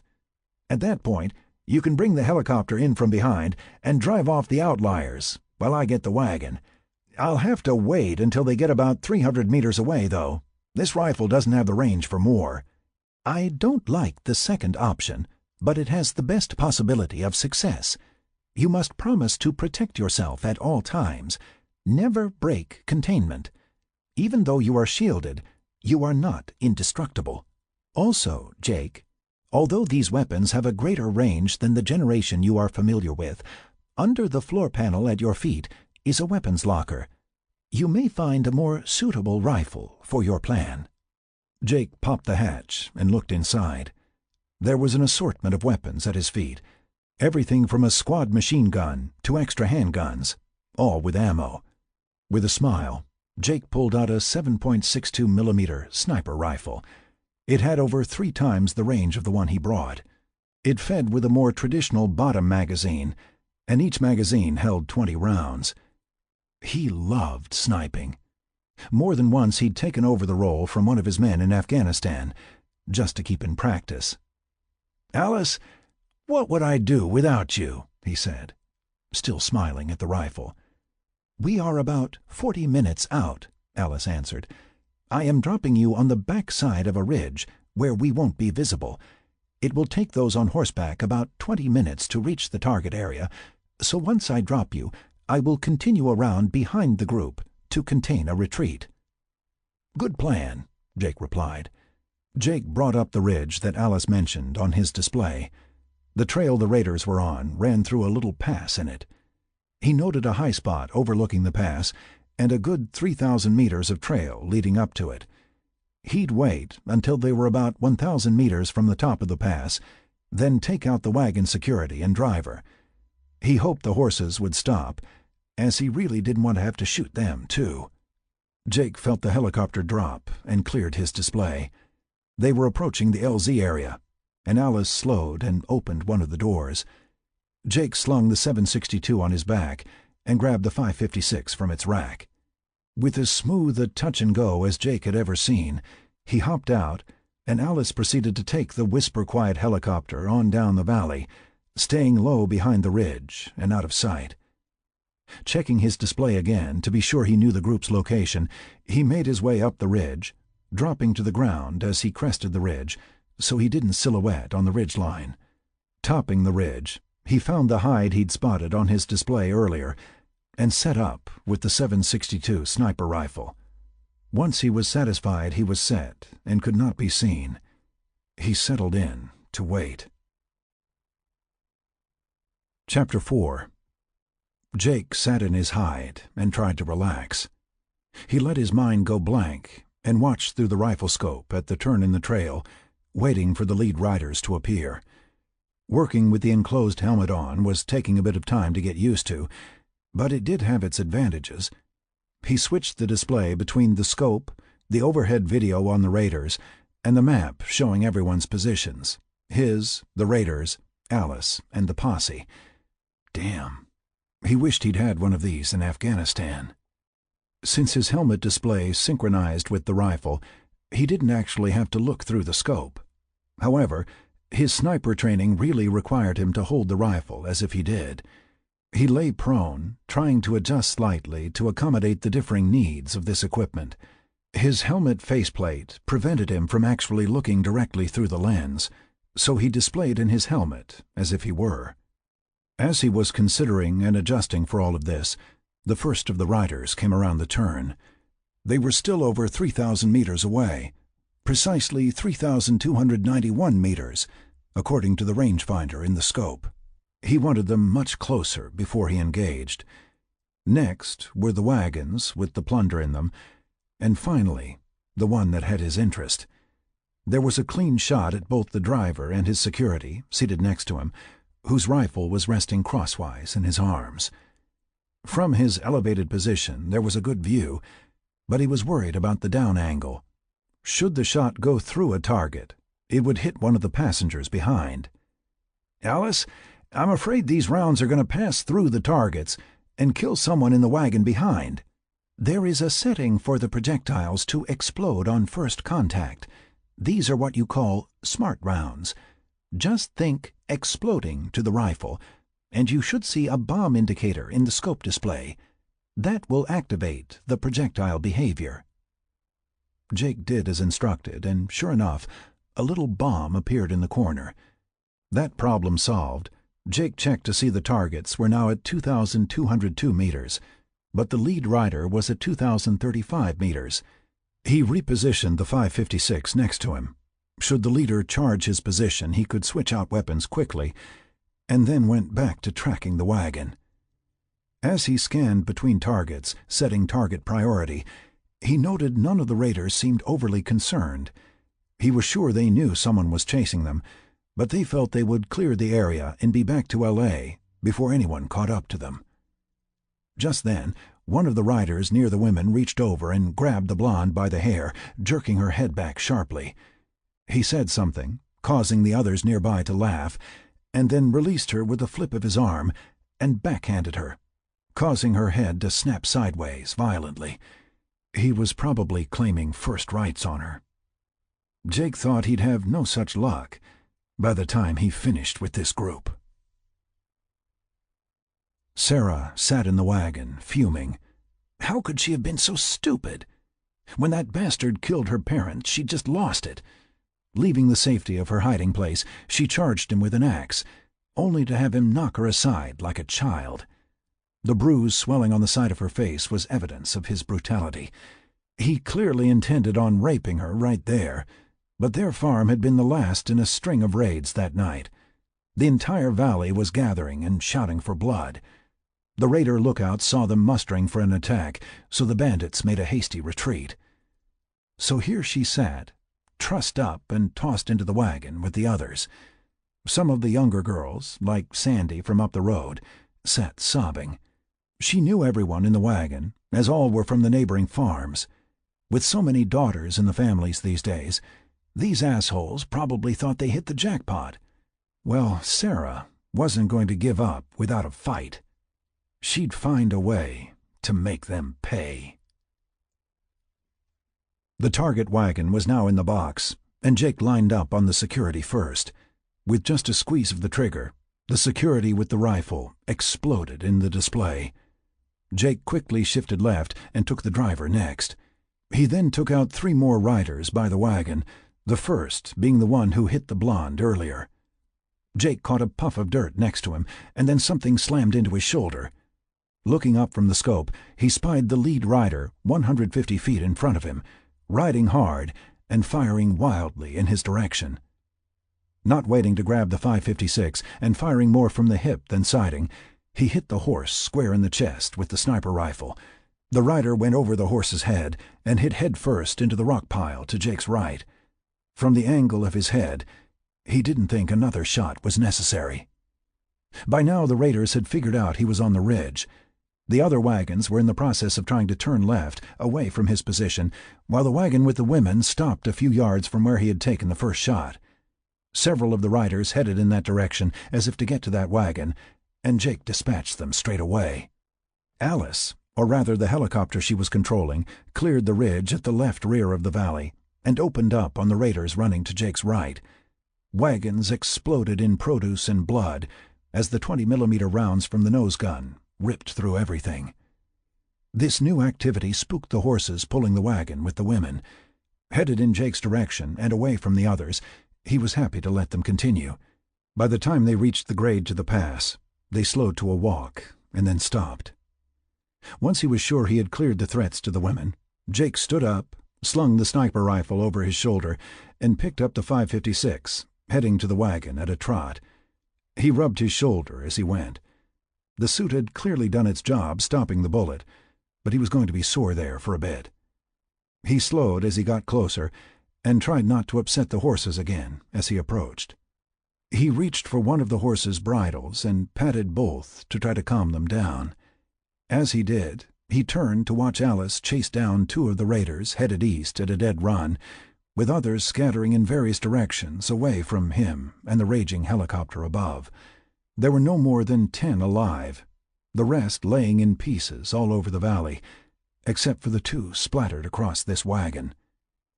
To his dismay, there were half a dozen horses down as well, not including the one he'd deliberately shot. In addition, most of the other wagons were in shambles, stolen goods strewn all over. "Can't be helped, I guess," he said quietly to himself, and then said, "Alice, let 'em go. It won't hurt to let 'em spread the word. Find a spot to put down, not too close, while I get the women out of the wagon." At that, The helicopter banked sharply and sped to his location. It pulled up a good 500 meters away and set down lightly. Jake now noted that he had 7 heads in the wagon turned toward him, with mixed expressions of fear and hope on their faces. Most of those faces were tear-streaked and dirty. Just then, Alice offered, "Do not remove your helmet, but you may turn the faceplate clear so they can see your face. Also, you must activate outside audio, or they won't hear you." Jake hadn't realized the faceplate was opaque, and they couldn't see his face. No wonder they were anxious. He made it clear and turned the audio on. "Ladies, I am Captain Jake Thomas, United States Marine Corps," he said, as he moved to the rear of the wagon. "I'm here to rescue you." He pulled out a knife from his belt and started to cut the ropes at their ankles and wrists. He could feel them straining to see his face inside the helmet. As he freed each one, the woman would jump out of the wagon. Once on the ground, they clustered to one side, where they could both watch him and the helicopter behind him. When the last of the women were freed, Jake turned to face them, not quite sure what to say. Snatched from their beds, all were in one or another form of sleepwear, some of it barely hiding their assets. Sarah stood in her nightgown, facing the man who, in a matter of seconds, performed the task she'd been praying to perform herself. She could see past him to a field strewn with bodies, and a very strange flying machine, now sitting on the ground. She expected there were more men inside, but none came out.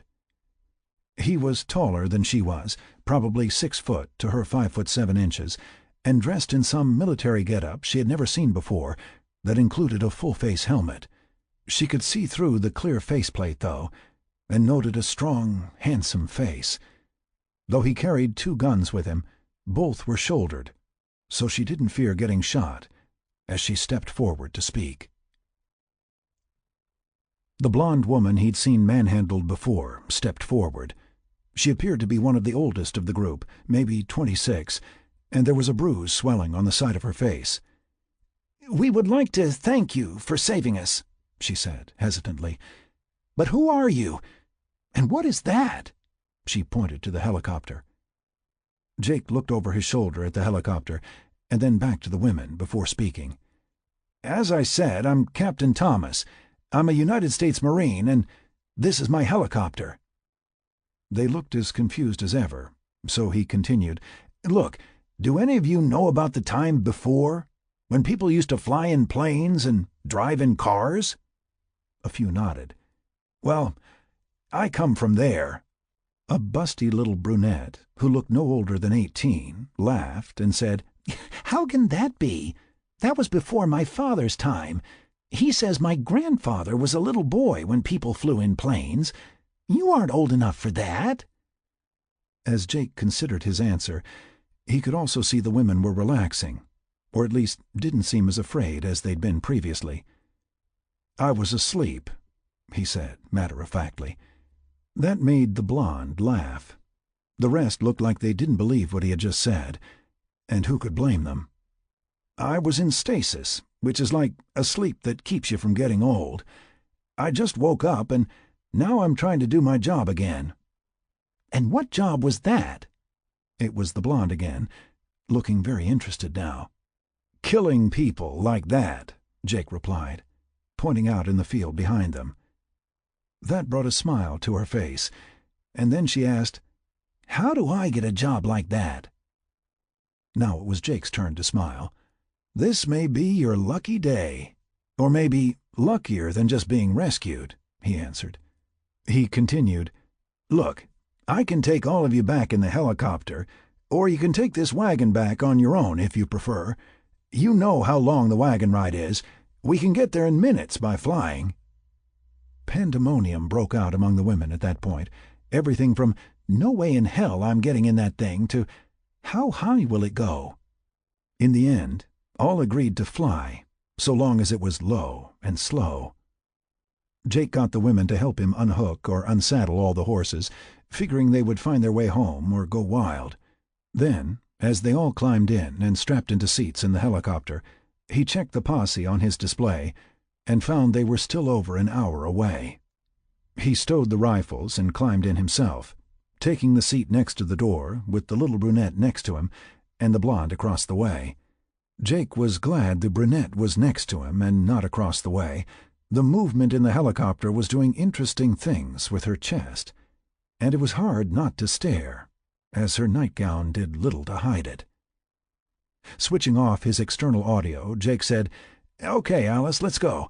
I figure we meet the posse first, then on to the farm town."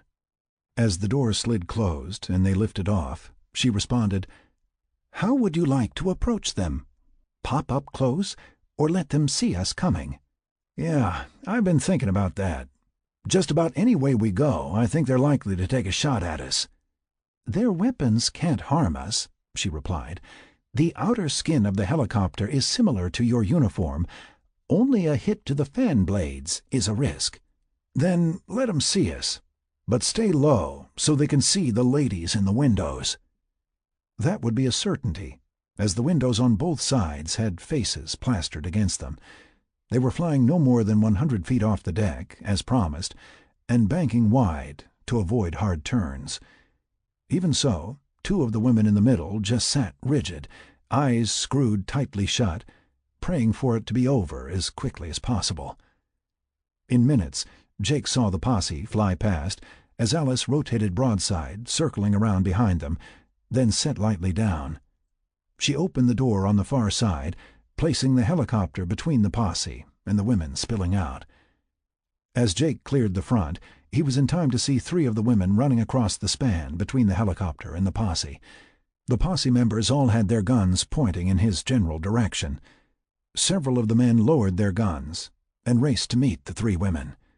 Jake turned to the 4 with him, the blonde, the brunette, and 2 that looked like sisters. With external audio back on, he asked, "Why aren't you off with them?" The brunette answered with a sniffle, "My family's all gone. They were killed in the raid." "Us too," one of the sisters added. "I want to ride back," the blonde said, with a smile. "Those bastards killed my parents, but I hid my sisters before they got me."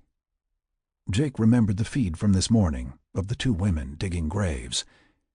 He looked back at the posse and saw an animated conversation between the women and men, the latter somewhat hesitant to come any closer. Finally, a small group of men started in Jake's direction.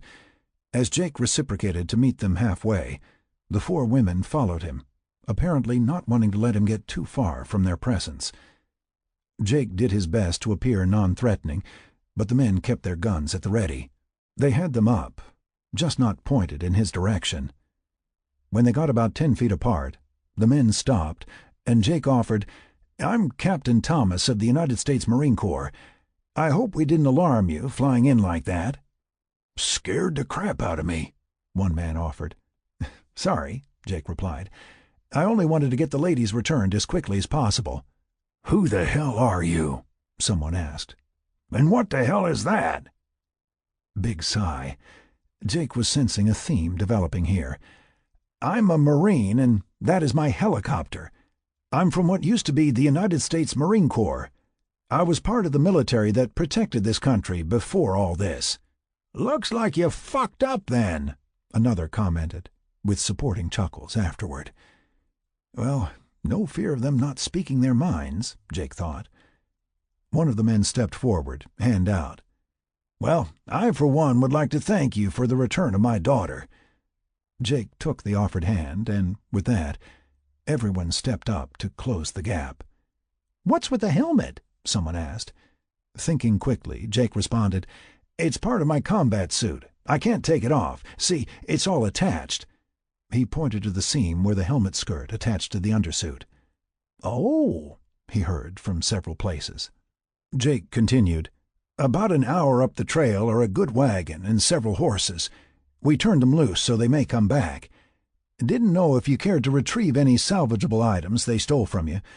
Sorry to say we shot some of it up pretty bad, getting the women back." "You kill 'em all?" someone asked. "No, a little over 2/3, I'd say. We purposely let some go to tell the tale. It's more effective to let them spread the word for you than have people wonder what happened. Eventually, more come looking." He got several nods of understanding at that. By now, the entire posse closed in, and some even wandered close to the helicopter. Jake asked Alice to open both doors and let them look around inside. Jake answered several more questions, and at one point asked in reply, "So, who's the leader of your town?" An older, gray-haired man with a full beard raised his hand. "Bert's the name." Jake replied, "Pleasure to meet you." "We sure want to thank you for saving the ladies and killing those assholes," he said.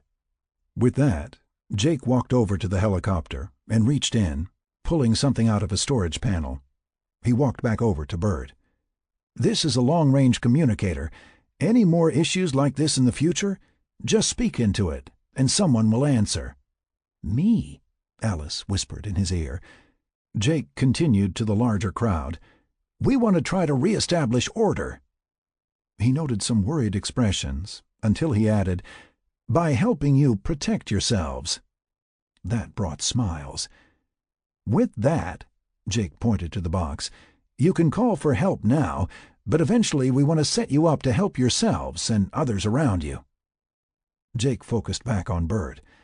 "I need to go now, but we will be back to discuss what your needs are." Turning, he found the 4 women between him and the helicopter. "We want to go with you," the blonde said. "My little sisters are alone and think I'm dead or worse."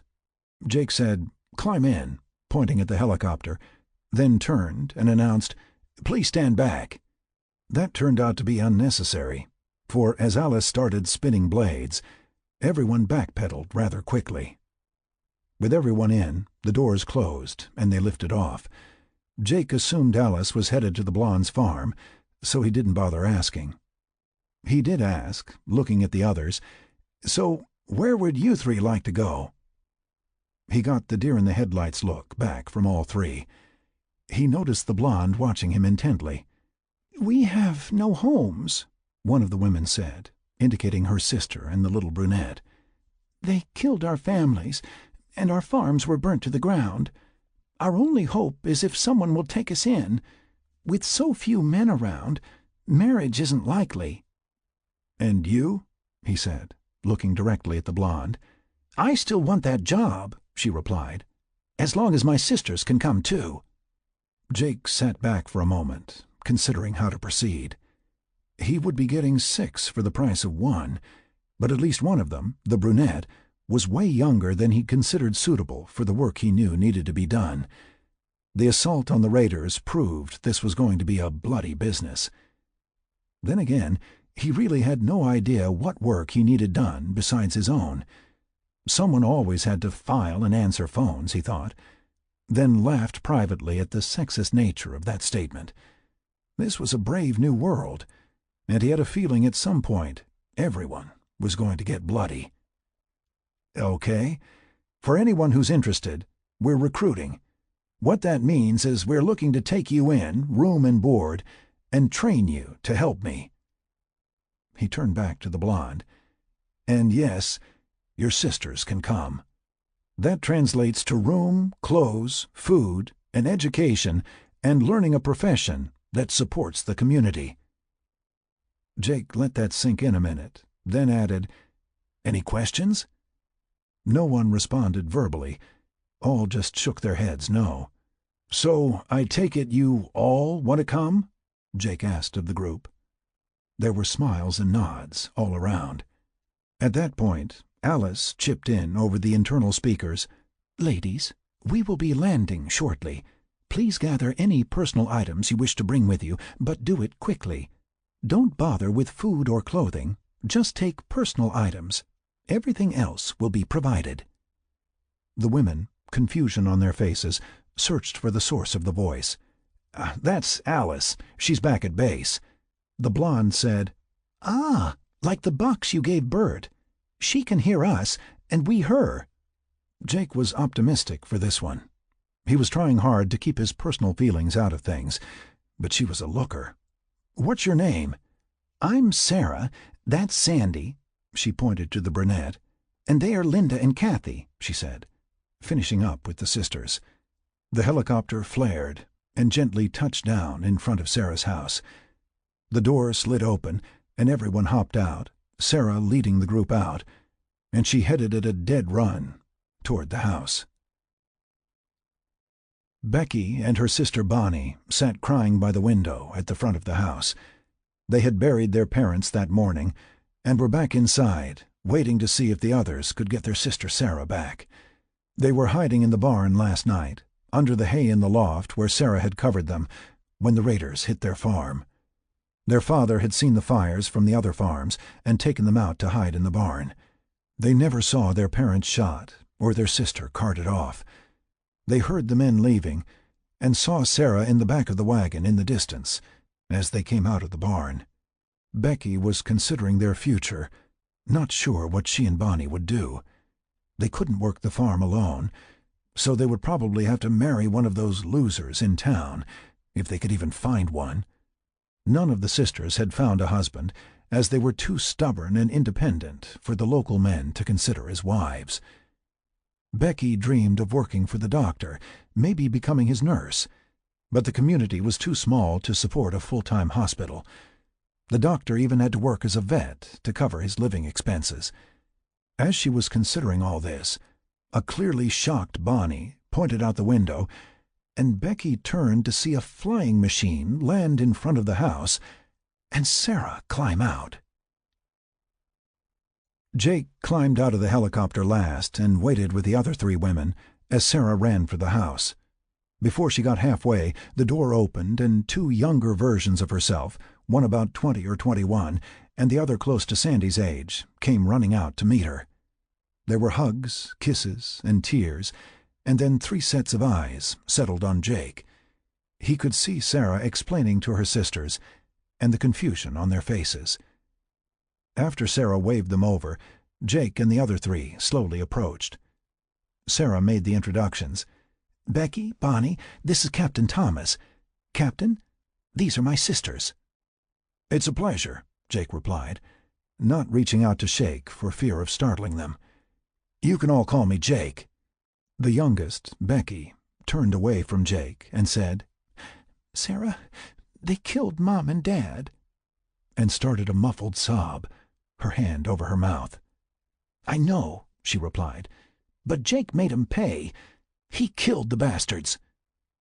Becky looked up at Jake and stated, "Sarah says we're going in that," pointing to the helicopter, "and are going to live with you. You're going to teach us how to be like you?" "Well, yes, but it's not about learning to be like me. It's about learning things to help people," he replied. "Like what?" she asked. "Well, like learning how to farm hundreds of acres using machines, rather than these small parcels by hand," he said, pointing out to the fields. "Or maybe becoming a teacher so you can teach the others all the things we have lost over the last 80 years. "Or maybe even a doctor?" Becky asked. Alice pinged in Jake's helmet. "Jake, we need to get them moving, or it's going to get dark in a few hours, and I don't think they are ready for night flights just yet." "Roger," he replied, external audio off.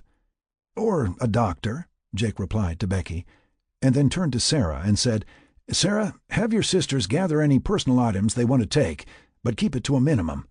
Sandy," he said, turning to her and the sisters, "sounds like you guys really have nothing to go back for." All 3 nodded in agreement. "Then can you help them? I'll meet you all at the helicopter. Go as fast as you can, okay?"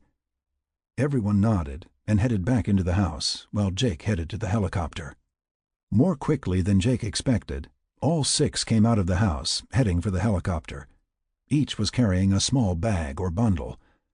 "I guess when you don't have much, it doesn't take long," Jake thought to himself. He also suspected in the weeks to come, most of it would be quickly discarded.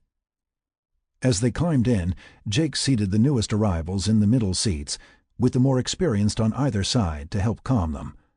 With everyone strapped in, he gave the all-clear to Alice.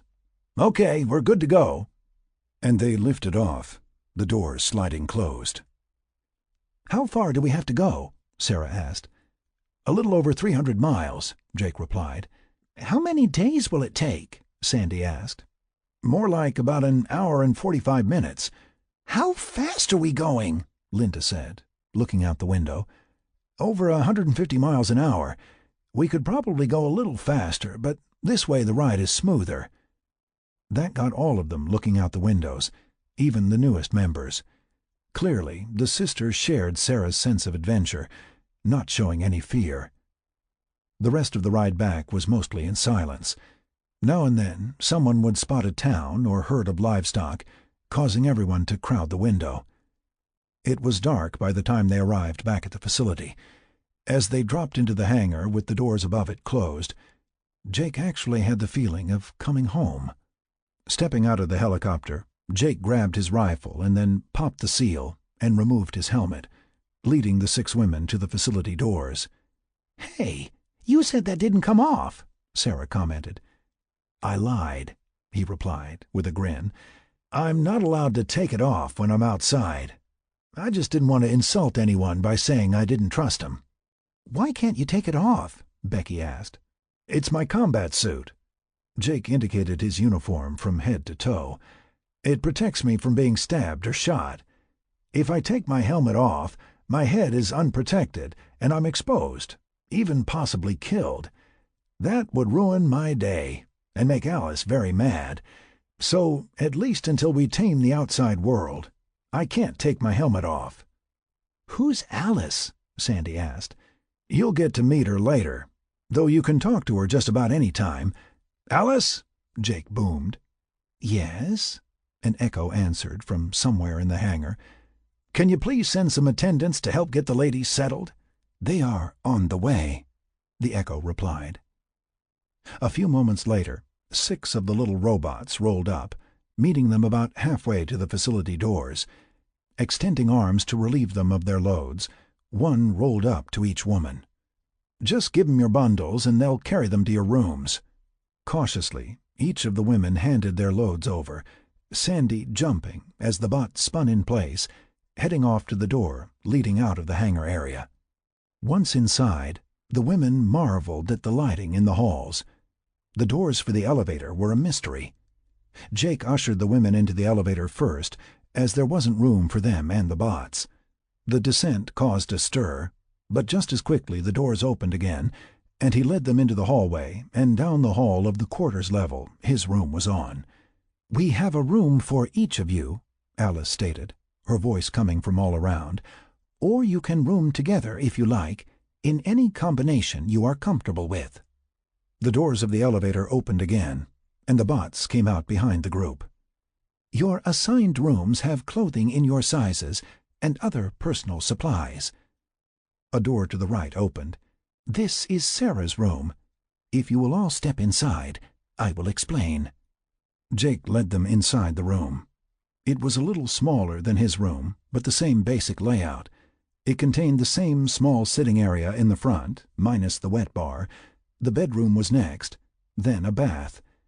Alice went through a more detailed explanation for the women than she did for Jake, as the women had never seen running water, electric light, or functioning indoor plumbing.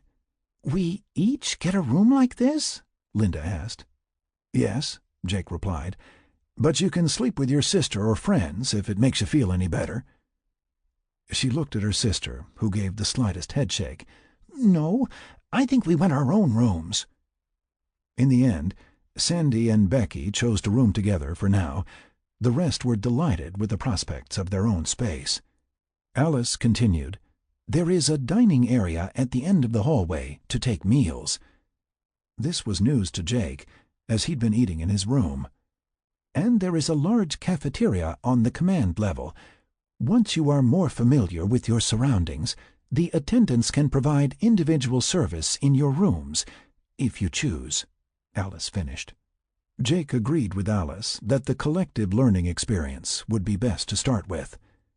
Before turning them loose to explore their new living quarters, Jake said, "If you have any questions, just speak out and ask Alice for help."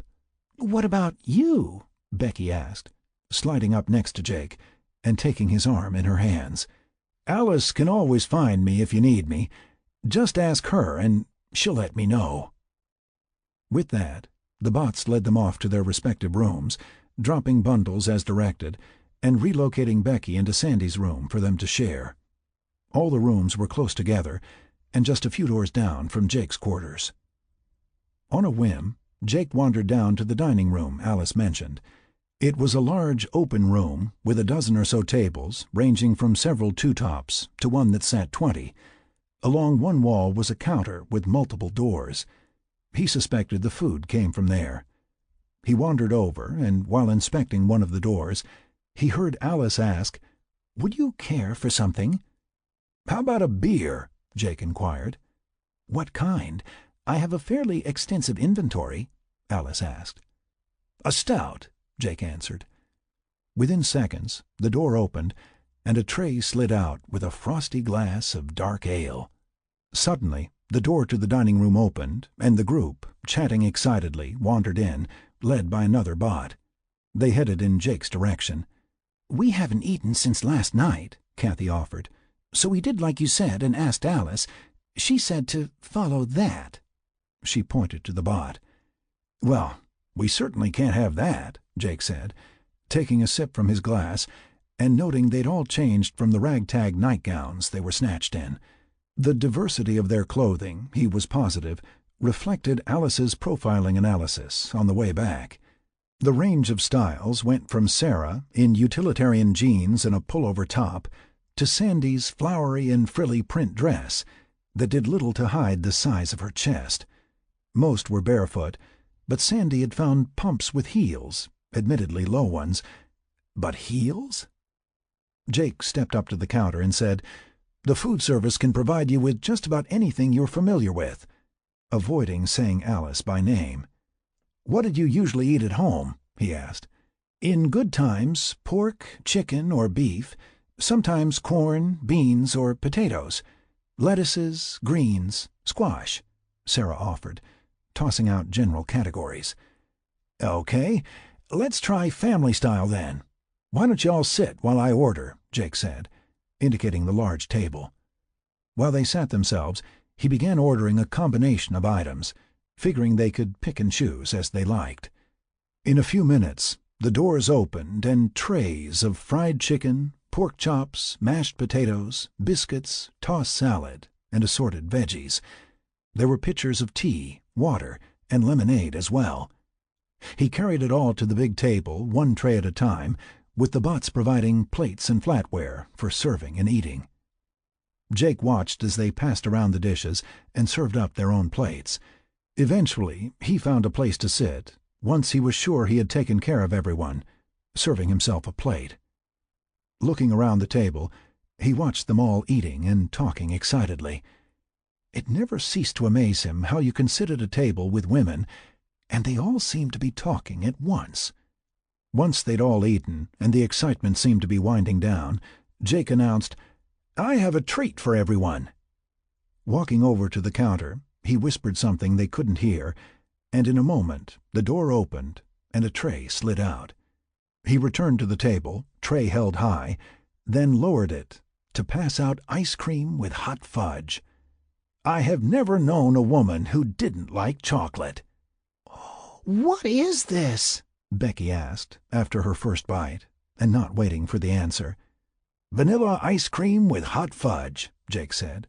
"Good, huh?" I think I'm gonna like it here," Linda offered. Chapter 5. They spent the next few weeks getting all the women settled in and oriented. Each night, everyone, including Jake, was fitted with sensors before bed. This allowed Alice to educate them while they slept. Some of the women were hesitant at first, but Sarah was proving to be a first-class second-in-command, keeping everyone with the program. If Jake needed something from the women and they resisted, Sarah stepped in and took care of convincing them. Not that anything he was asking of them crossed the line of proper behavior, quite the opposite. He followed very strict, hands-off policies. He wanted to be sure they knew he hadn't brought them in for his entertainment. He did have to admit, they were all lookers, though. It must be that farm girl thing. However, He was firm, though, damn it, they were his responsibility, and there is no hanky-panky in the chain of command. He wasn't so sure they felt the same way. Lately he was noticing they tended to be getting in quite close when he was demonstrating things. More than once he felt a breast pressed into his arm. He felt them leaning against him or pressing into his back as they looked over his shoulder. Then there were the younger two, who started dressing a bit more suggestively. He seriously began to consider requiring uniforms. The reveal of Alice as non-human had proven entertaining.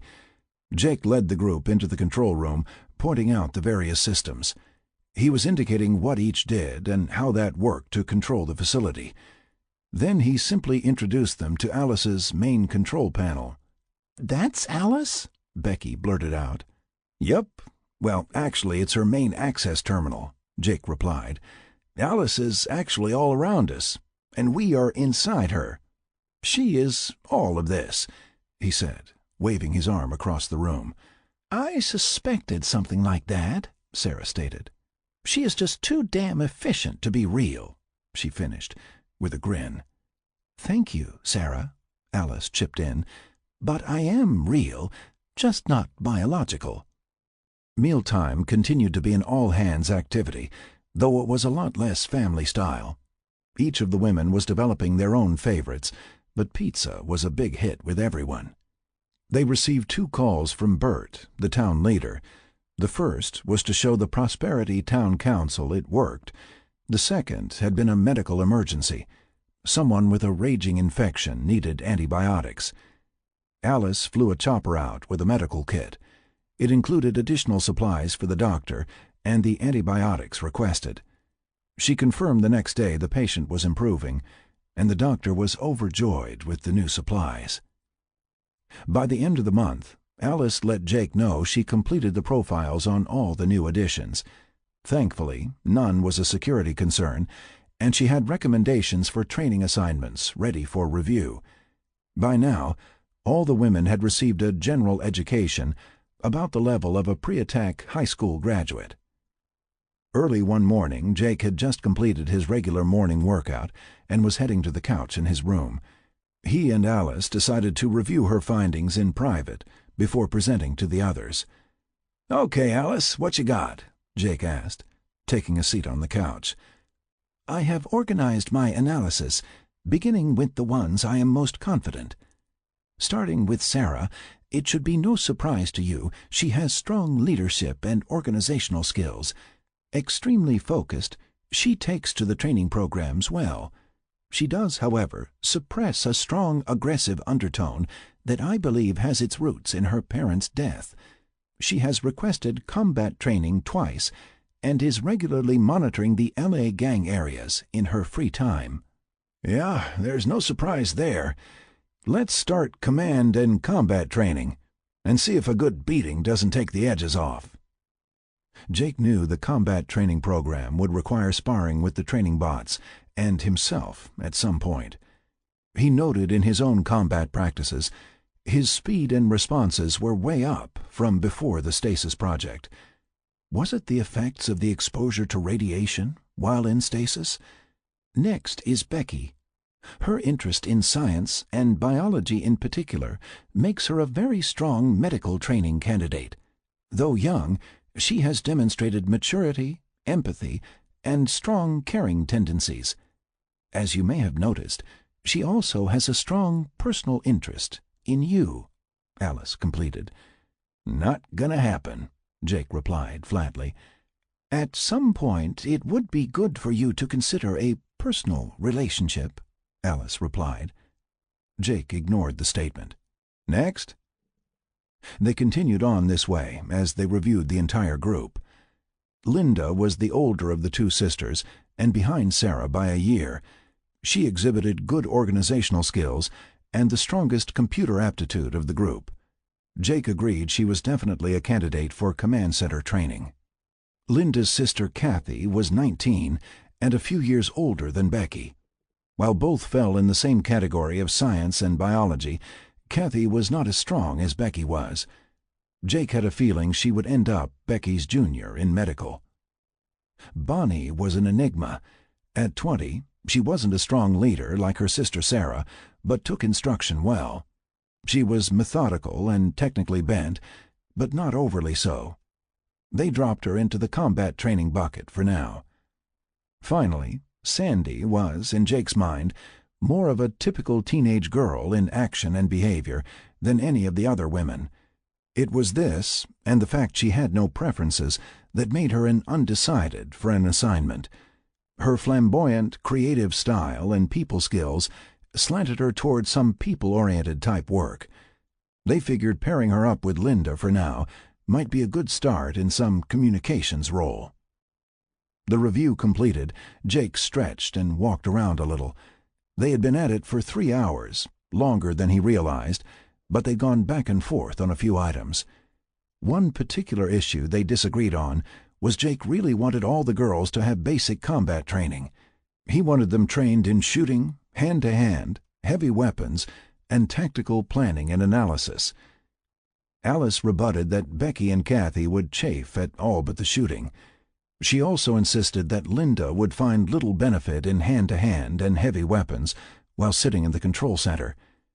In the end, they compromised that everyone needed to know how to shoot. Linda and Sandy would also learn basic hand-to-hand, and Sarah and Bonnie got full combat training. Since it was now close to lunchtime anyway, Jake suggested they do the brief over lunch. He headed down to the dining room and asked Alice to call all the women there. Once everyone arrived and had seated themselves with food, Jake began. "When I extended you the offer to come here, I said it was so you could help me. Since then, you have learned it's not really me you're helping, it's humanity. From the first night you got here, you've been learning in your sleep, and learning even more while awake," he said, with a smile. "During all that time, Alice and I have been watching to see where we think you can excel." At that comment, everyone stopped eating, all eyes directed at Jake.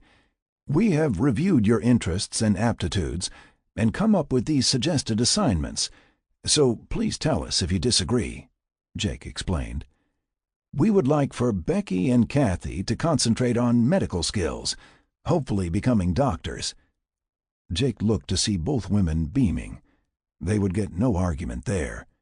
"Linda, for you we think advanced computer training for work in the command center, and we would like you working with Sandy in there."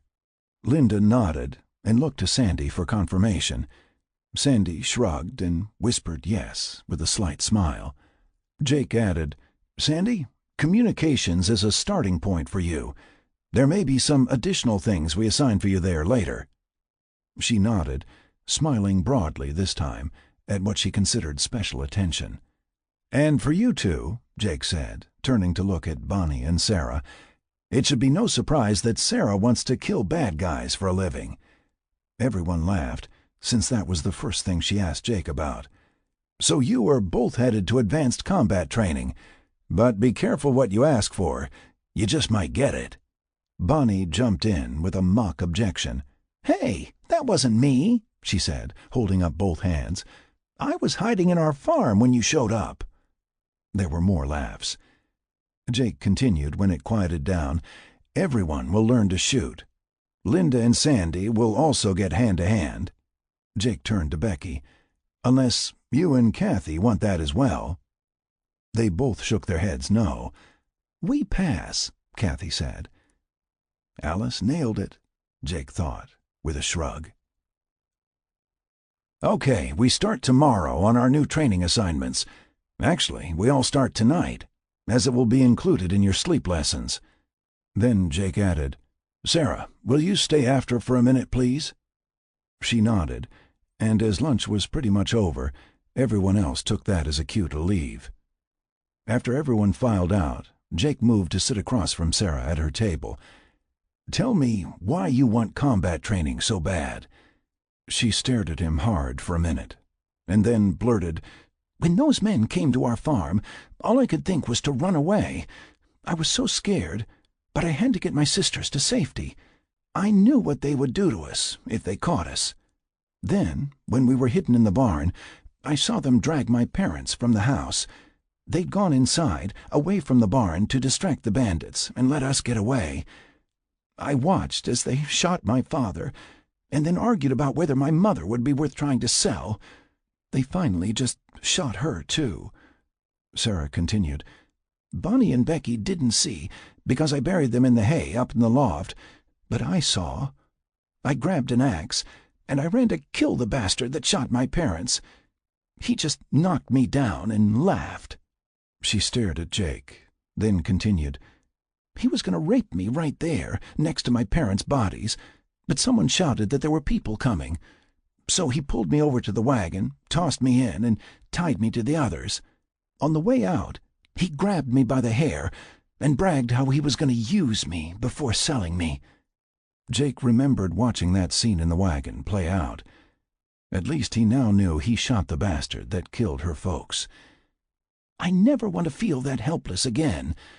I want to be able to leave a field full of bodies, knowing those bastards will never rape and murder, ever. That's why I want combat training." They sat there for a few minutes, just staring at each other. Jake could see the rage and frustration Sarah tried to suppress for so long. "You will get your training," Jake said, finally. "But understand, you need to let go of your rage, or you won't be effective. I wasn't angry when I killed those men. I focused on the job at hand. To be able to free you and your friends, I had to dispassionately select and prioritize my targets based on the threat to you, not who I was most angry with, or who was the ugliest," he said, with a smile. She smiled back, and then it faded. "Just so you know, I saw that bastard pull your hair, then backhand you. That did make me move him up from 6 to 3 on my priority list." She smiled again at that. "But not because he was cruel to you, because that indicated he might try to use you as cover instead of fight. Just so you know, I put one through his head." At that, Jake stood up and said, "When we are finished with you, you will never feel helpless again." Jake sat stretching in the middle of the floor mat in the workout room. Even before he had gone to rescue the women, he started a morning routine that included 1 to 2 hours of workout. Working with weights, the treadmill, martial arts, hand-to-hand practice, he went through them all. He continuously discovered new things he didn't know he knew. Jake had plenty of combat training and experience before the stasis experiment, but Alice fed him many of the military's best combat skills training programs while he'd been in stasis. The sensors he wore would actually stimulate muscle memory in addition to the mental images. She said it helped keep him somewhat conditioned while in stasis. Whatever the reason, he was grateful for the new skills now. What he was still unsure about was the continuous improvement he was seeing in his training. His running was under 4 minutes per mile for 20 miles. His best PFT was only 18 minutes for 3 miles. His lifting weight was way up, more than twice his previous bests. Most interesting of all, his reflexes and response times were unreal.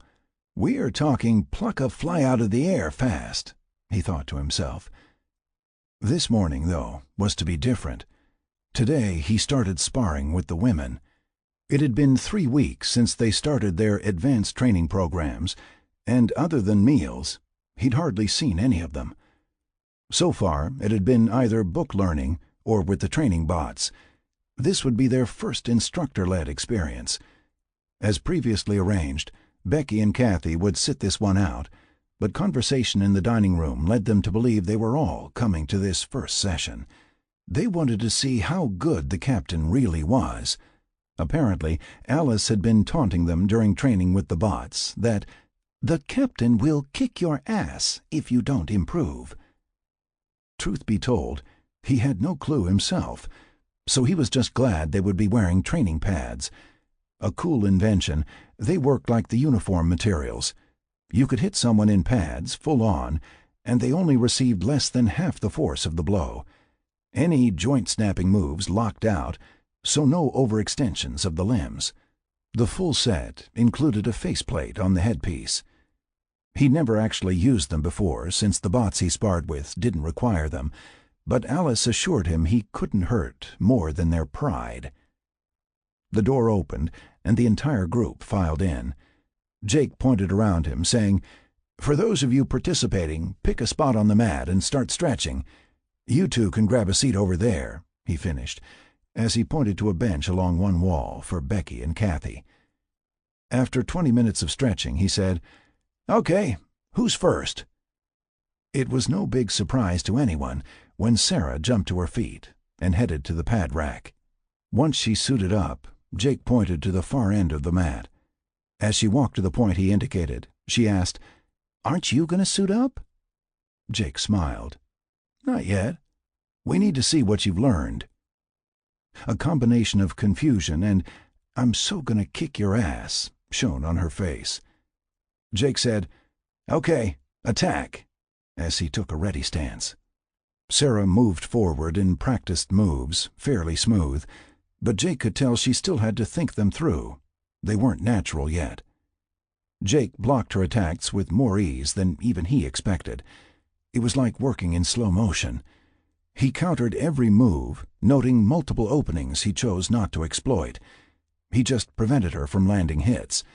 Sarah worked through a series of blows, then retreated, confusion plain on her face. She came back at him with even more fury, clearly frustrated at his ability to stop her advances. Then Jake took an opening. He hit her with a kick that struck her squarely in the middle of her chest pad. It lifted her off her feet, sending her flying across the room and slamming high against the far wall. She slid down the wall and lay in a crumpled heap at the base. Jake and the others ran over to her, removing her helmet. Gasping, Sarah said, "I thought these things absorbed the blows." "Alice!" Jake boomed. "She is unharmed." "What happened? Are the pads working?" "The training suit is functioning properly. The force of your blow and subsequent impact with the wall was reduced by 60%, but the force was still sufficient to knock the wind out of her." "Can you stand?" Jake directed at Sarah. "Barely," she replied, with a dark look as she struggled to her feet. Jake helped her up and had the others help strip off her pads. Once he was sure she was unharmed, he made a mental note to pull his punches even more. "Go sit down and rest," he told her. Then, looking at the others, he asked, "Okay, who's next?" No one answered him. They all just backed away slowly. Jake decided to have Alice do a replay of the session instead, displayed on the mat in a 3D holograph. He walked through the entire series of blows in slow motion, pointing out different things. He made sure to praise Sarah's technique, pointing out the openings, and suggested alternative moves. When they came to his kick, he asked Alice to play it once at full speed. It shocked him to see how quickly he moved, and with such force. "Okay, let's have you all suit up and spar each other," he said, while pointing at the suit rack. That seemed a more acceptable alternative, as they all jumped to their feet to get suited before he changed his mind.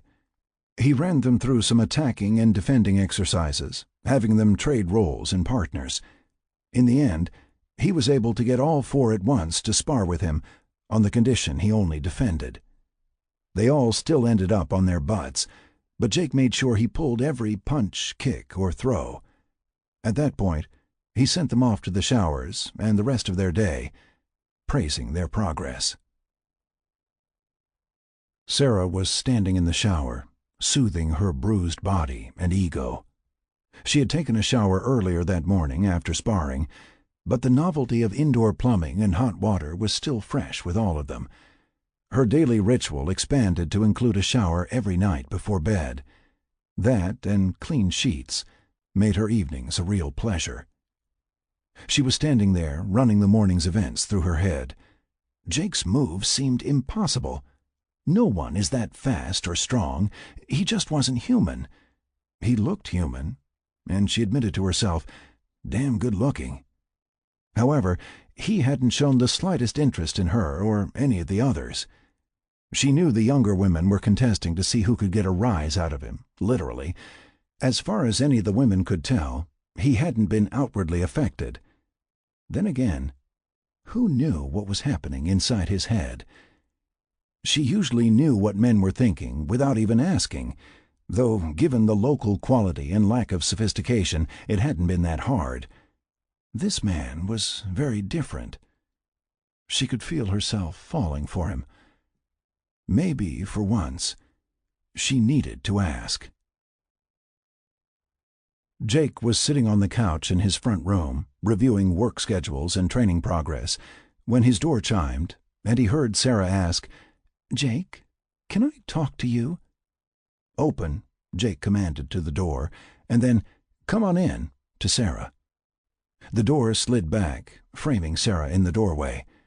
As she stepped in, Jake noted she was wearing something like white silk pajamas, loose pants and a long-sleeve button-up that clung nicely to her body, sticking to all the right places.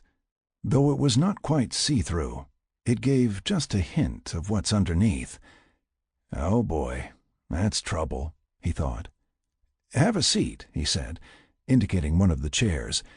Instead, she grabbed the other end of the couch he was on, tucking her legs under her in one of those positions only women can find comfortable. She rested her hands in her lap and looked at him. "Would you like a drink?" he asked, a little uncomfortable with her stare.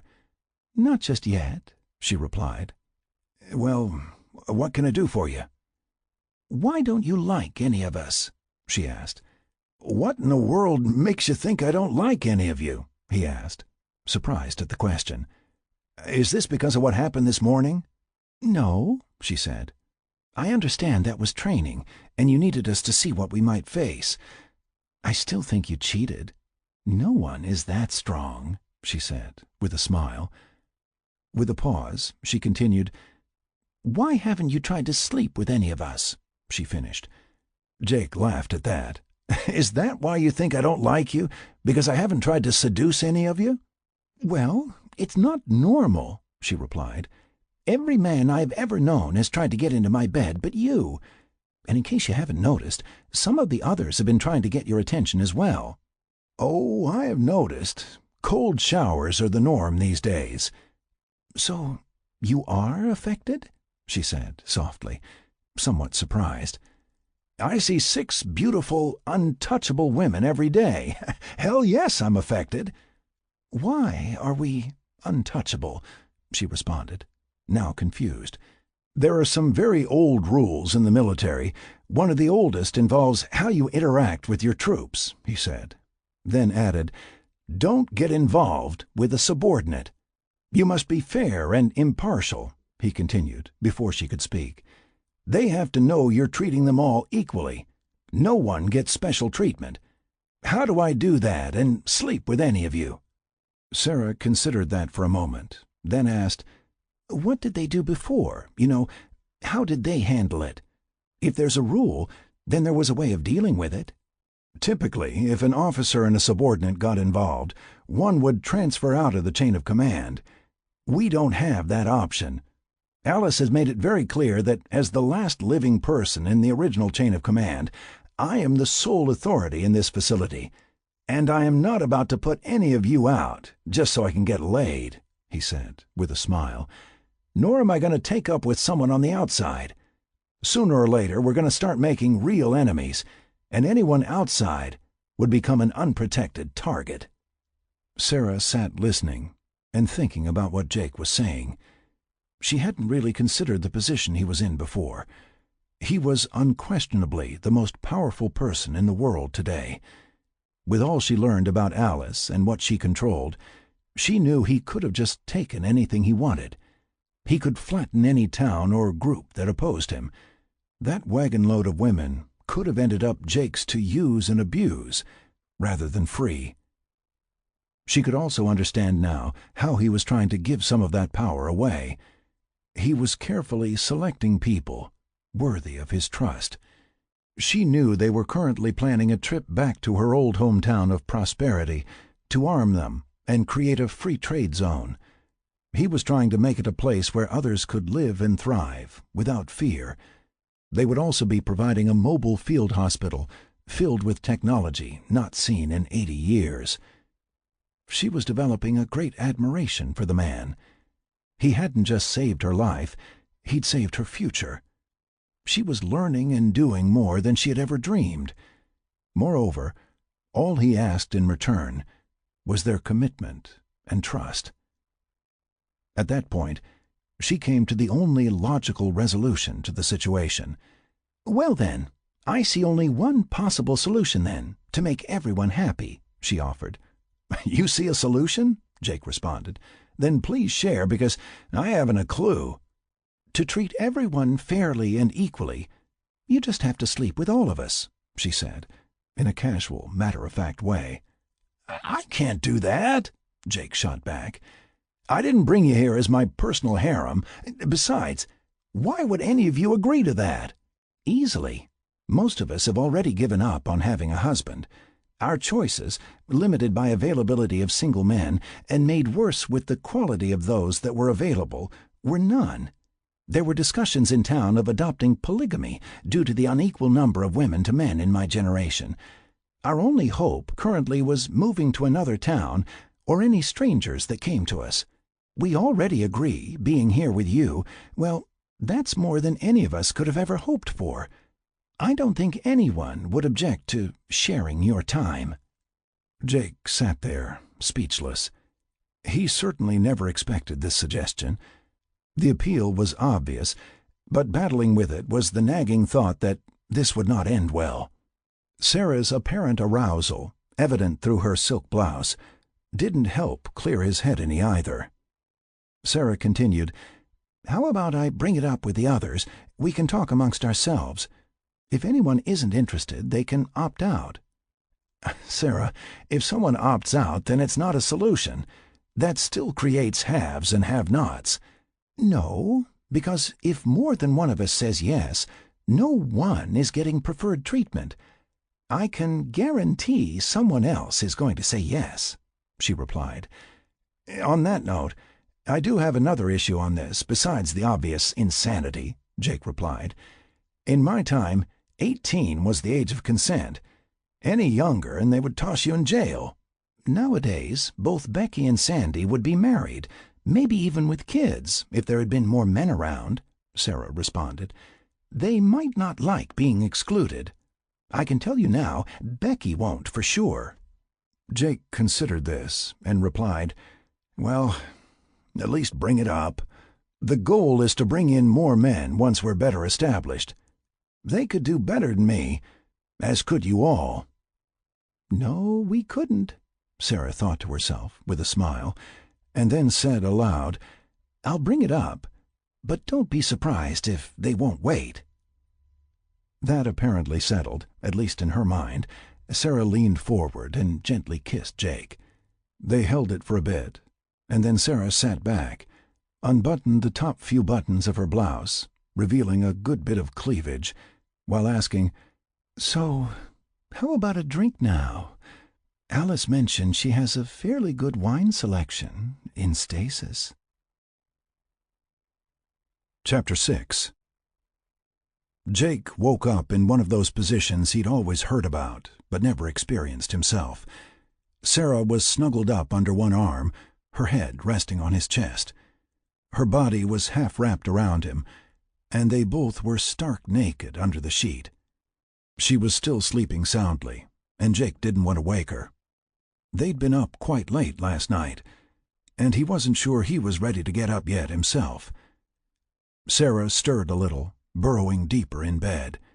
Suddenly, her eyes snapped open, her body tensed, and a quick panic came over her face. She was obviously trying to recall where she was.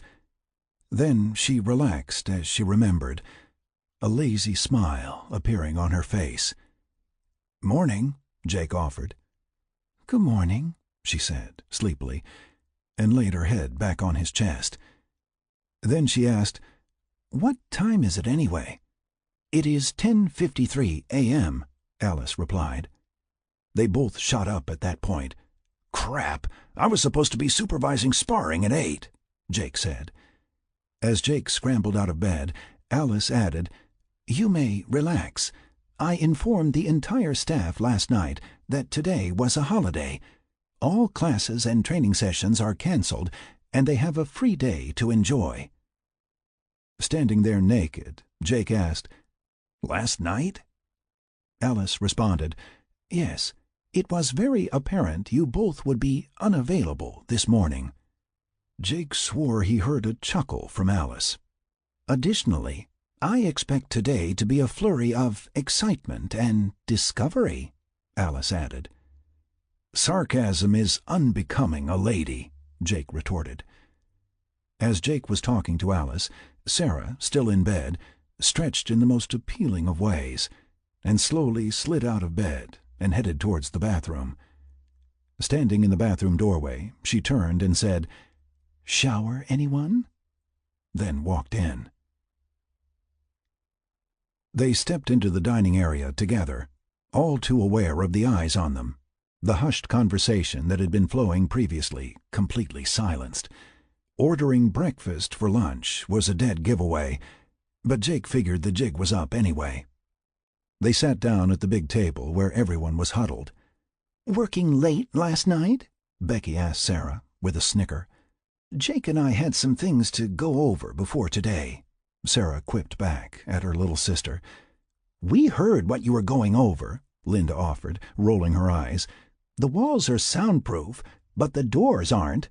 Next time, go over it in the bedroom," Bonnie tossed out. "We got there, eventually," Sarah shot back, with a knowing smile. Jake felt his face flush. He'd been razzed by the guys plenty of times, but this was something new. In addition, since he knew where she intended to take this conversation, he decided to eat quickly and leave as soon as possible. Sarah watched Jake with amusement. She did not intend to start that discussion with him present, but with the sparring experience in mind, she thought, payback is a bitch. Jake finished eating quickly and excused himself, heading to the hangar. He had no desire to be involved in the conversation he knew Sarah was planning. It was bad enough he slept with Sarah, his apparent XO. Now she was going to suggest everyone have a chance. Fair and equal, she said. It was Jake's experience that women didn't like to share. His ex, whom he barely got along with, would rage at him if she even suspected he looked at another woman. Not that he had been looking. He was, at heart, a one-woman man, so this proposal made him very uncomfortable. He figured it would shake out that he and Sarah would be okay. As XO, she helped in most decisions anyway. He was sure the rest would settle for waiting. He figured they'd be staffing up again in 6 to 9 months, and they would include men in that. Becky was smiling all bright and cheery on the outside, but inside she was fuming. She sat there listening to Sarah explain why Jake was so unavailable, and she wasn't about to give her sister the satisfaction of seeing her angry. She didn't know who suggested the cutoff should be 18, but she suspected Sarah was just being overprotective again.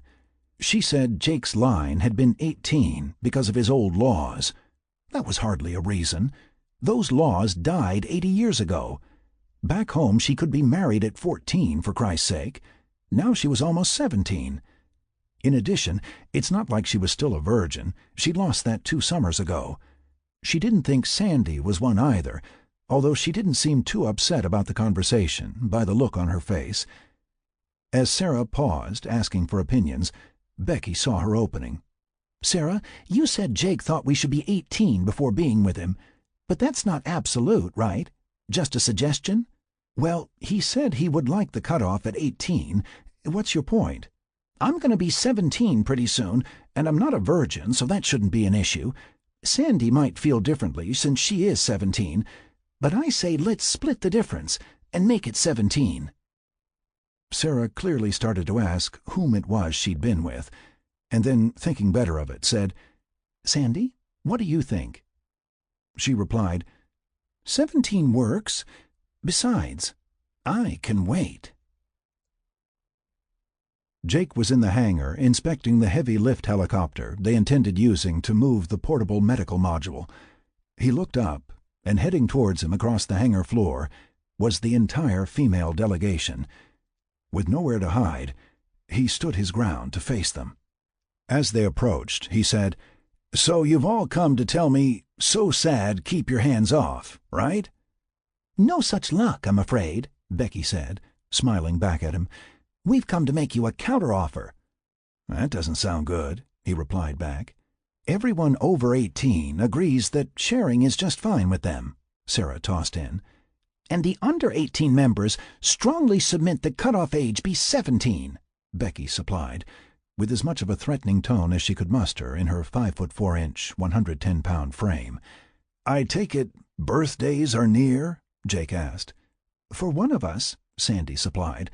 "The other is happy to wait," she finished with a smile. Jake stood and considered the group for a minute. He offered again, "You all know we're going to be adding staff in 6 to 9 months, right? There will certainly be more men then, hand-picked by you all." "We've had this discussion, Jake, and we all agree we don't want to wait for someone else. You are something we thought we would never have at all," Bonnie said. The fact that it came from Bonnie was a surprise to everyone. She hadn't said a word in the prior discussion. Jake looked her in the eyes and saw emotions there he knew ran very deep. He needed to be careful with her. She looked fragile on this subject. Jake looked at Sarah and said, "Okay, your idea. You manage it." They spent the next week preparing for the run to Prosperity, the town the women came from. Jake made all the women spend time at the firing range getting familiar with their weapons. He also made them suit up in their combat suits for some of that. He found the helmet initially distracting and insisted they become more comfortable with it on than he was on his first time out. He also drilled into them that once out of the facility, the gear didn't come off. They weren't farmers anymore, and there were people out there that wanted what they owned. Bonnie and Sarah were going full combat load. Their assignment was security and weapons instruction for the locals. "No better way to learn than by teaching others," he told them. Becky and Kathy were also in combat suits for their own protection, though they wouldn't be teaching combat skills. They carried sidearms for personal defense only. Their primary mission was to brief the doctor and his staff on the medical module operations. Becky was smug as a cat when Sarah explained her role, and she was going to teach the doctor. She had been getting her nightly sleep lessons for her medical training and progressed faster with her training than Alice predicted. Sandy and Linda would stay behind and watch over the entire OP. Jake still wasn't sure what to do with Sandy. She was working out okay in the control center, but, like Bonnie, still hadn't found that niche. Bonnie settled in with her combat role, mastering combat skills, but Sandy just seemed to be marking time. Sarah said that during the discussion, Sandy hadn't really seemed interested one way or another, where Sarah knew Becky was mad as hell over the age limit, but wasn't going to show it. She doubted it actually had anything to do with Jake. Becky always considered herself older than her years, and chafed at any restrictions her parents placed on her, based on age. Speaking of the discussion, Sarah, in her usual efficient manner, worked out the arrangements as Jake had asked. To everyone's, except Becky's, satisfaction, the 4 older women were given a rotation for date night. Sarah was last, as she'd already had a turn. The rotation was every other day, and with Jake having carte blanche on the free days to be with anyone or no one. This way everyone got a turn if desired, and Jake could pass or reschedule without throwing everything into chaos. As Jake expected, his first time with Bonnie was very emotional. They spent more time talking than anything else, and he'd been extremely patient and gentle with her. He found her funny, charming, and deeply committed to making a difference. She seemed more in need of companionship than anything else. He suspected she was full of surprises. One unexpected result of the newfound familiarity was a significant increase in grab-ass. He was now fair game for groping, grabbing, strokes, fondles, and just about any form of sexual harassment imaginable. He had to admit it was great at times, but sometimes just a bit much, and certainly a role reversal. Once he was on his back, waist deep in an access tube, both hands tangled up inside a wire panel. Someone unzipped him, caressed him to attention, and then disappeared before he could see who. He suspected Becky, but couldn't prove it. All-seeing Alice denied any knowledge of the incident. Jake located a common room in the living quarters area and had the bots, via Alice, help him convert it into a briefing room. It was near the dining area, which worked nicely since Jake firmly believed in meetings with food. "You know, Alice, we haven't been talking much lately." "Well, with all your new conjugal duties, I suspect you are just too preoccupied," she responded lightly. "So, I'm curious, were you programmed a smartass, or did that develop over time?" Jake said, with a smile. "Actually, that's your contribution to my personality," Alice said. "I am a learning environment. I adopt traits from the people I serve." Jake thought about that for a minute and replied, "Alice, do you really feel like you serve us? I mean, yes, you take care of us, but I've always considered you a partner, not a subordinate." Alice didn't respond for a minute, and then said, "Jake, if I could be surprised, I would say you have just done so. My whole existence, people have told me what to do. In reviewing my time with you, I discover you have never commanded me. You have always asked." "The others are here," she finished, as the women all wandered in. "Grab a seat and make yourselves comfortable," Jake offered as they walked in. "We need to go over tomorrow's mission." Unlike the ready room in the hangar, Jake set the room up in a circular style, with an open area in the middle. Jake asked Alice to run the brief that he, and Sarah worked out.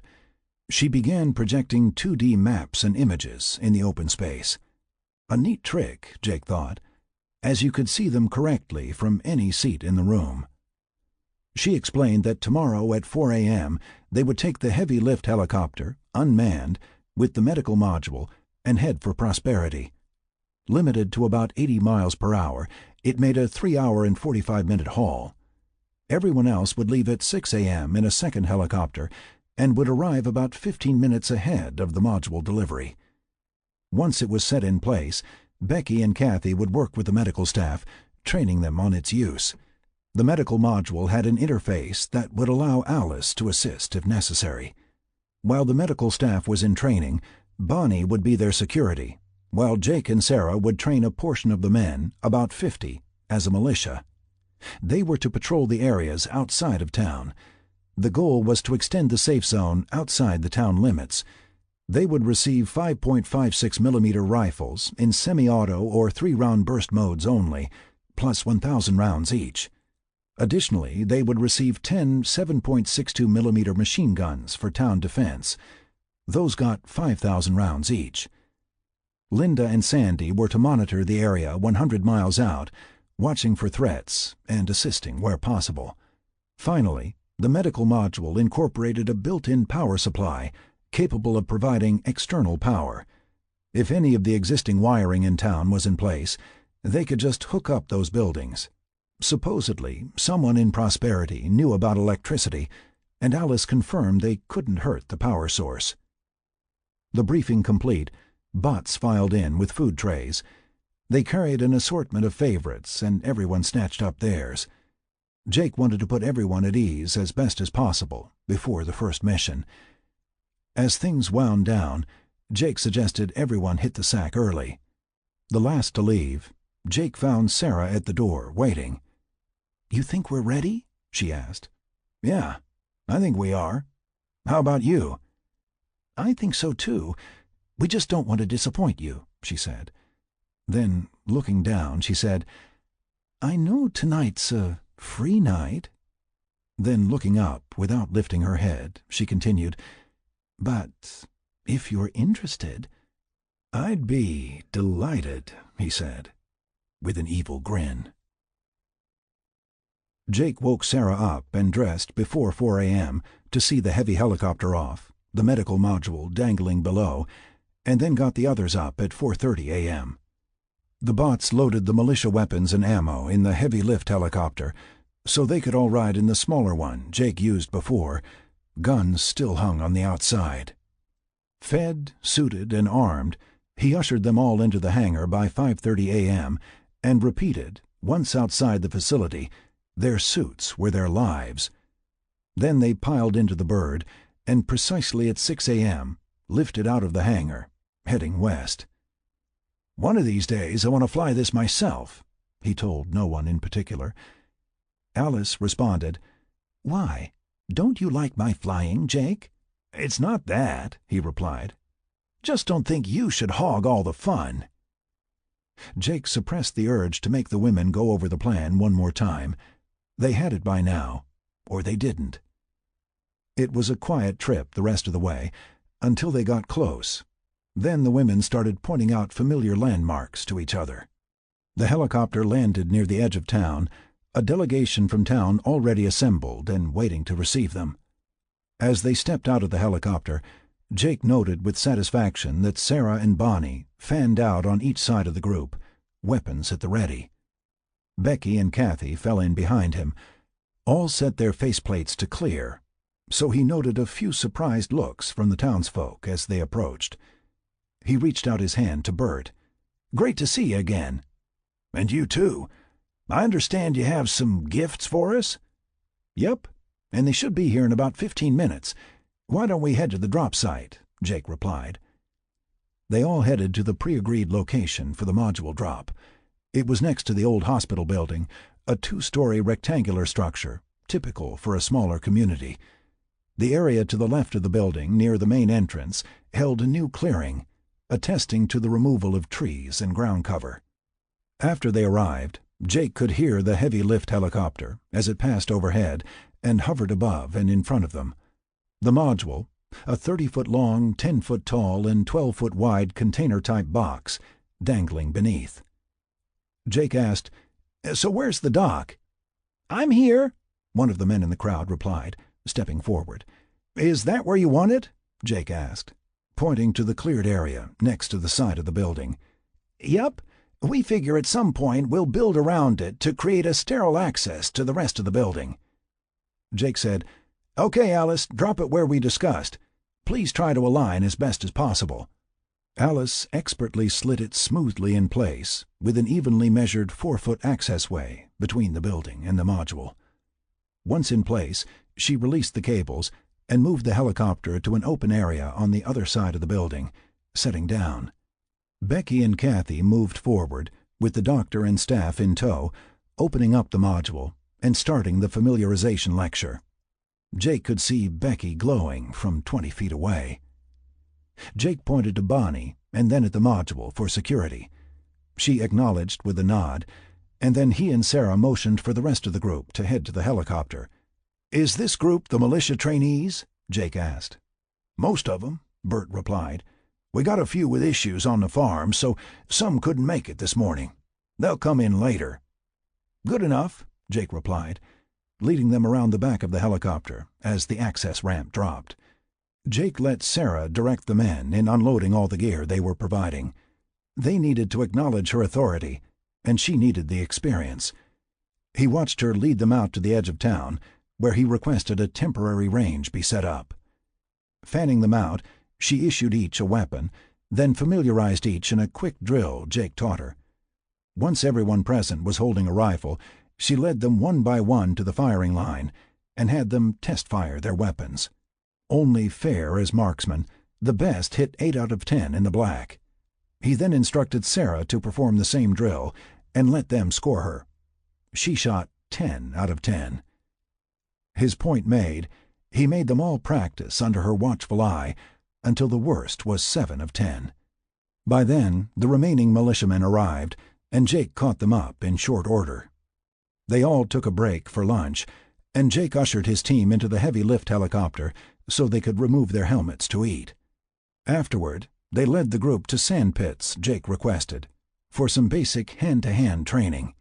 There were 4 pits, so Jake hoped to get them through the basics in enough time to do the machine gun class and then be home before dark. By this time, Becky and Kathy were finished with the medical team, so were free to join Jake and the others. They made sure the doctor understood Alice was always on standby, should they have any questions. So they, plus Bonnie, were there as well, for the hand-to-hand. Jake let Bonnie lead this time, with Sarah acting as demonstration dummy. She went through the basics, demonstrating unarmed blocks, kicks, and throws. He listened to a few snide, whispered comments, the audio pickups on the helmets being truly remarkable. Jake hit his limit, however, when he heard one of the militia say, "I can take the bitch," and decided a live demonstration was in order. "Bonnie, let's have a volunteer show what he's learned. Why don't you," he pointed to the one he heard, "try to knock Bonnie down?" As the guy stepped forward, Jake noted he was perfect for his example. He was a big guy, maybe 6'3" and 220 pounds. He was smirking and said, "I don't want to hurt her." Jake replied, "Oh, don't worry. Her suit will keep her safe. You just try to knock her down, if you can. Don't hold back."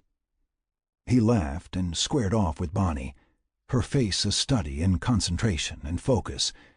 He lunged forward, trying to push her down. She simply sidestepped him, letting his momentum carry him forward past her, and then tripping him up in the same motion. He sprawled in a faceplant that drew laughter from the crowd. He jumped up, clearly pissed now, and started swinging. Bonnie blocked or ducked each, delivering stinging responses that hurt pride more than body. Finally, he charged, hoping to overwhelm her with his mass. She deftly rolled backward with the charge, getting her feet in his chest, and then threw him clear of the pit. He hit flat on his back on the hard-packed ground outside the sandpit. Jake wandered over as he lay there gasping. He leaned forward and loudly asked, "You still alive?" He got a nod between gasps, and then quietly added, "Huh, guess you can't take the bitch after all."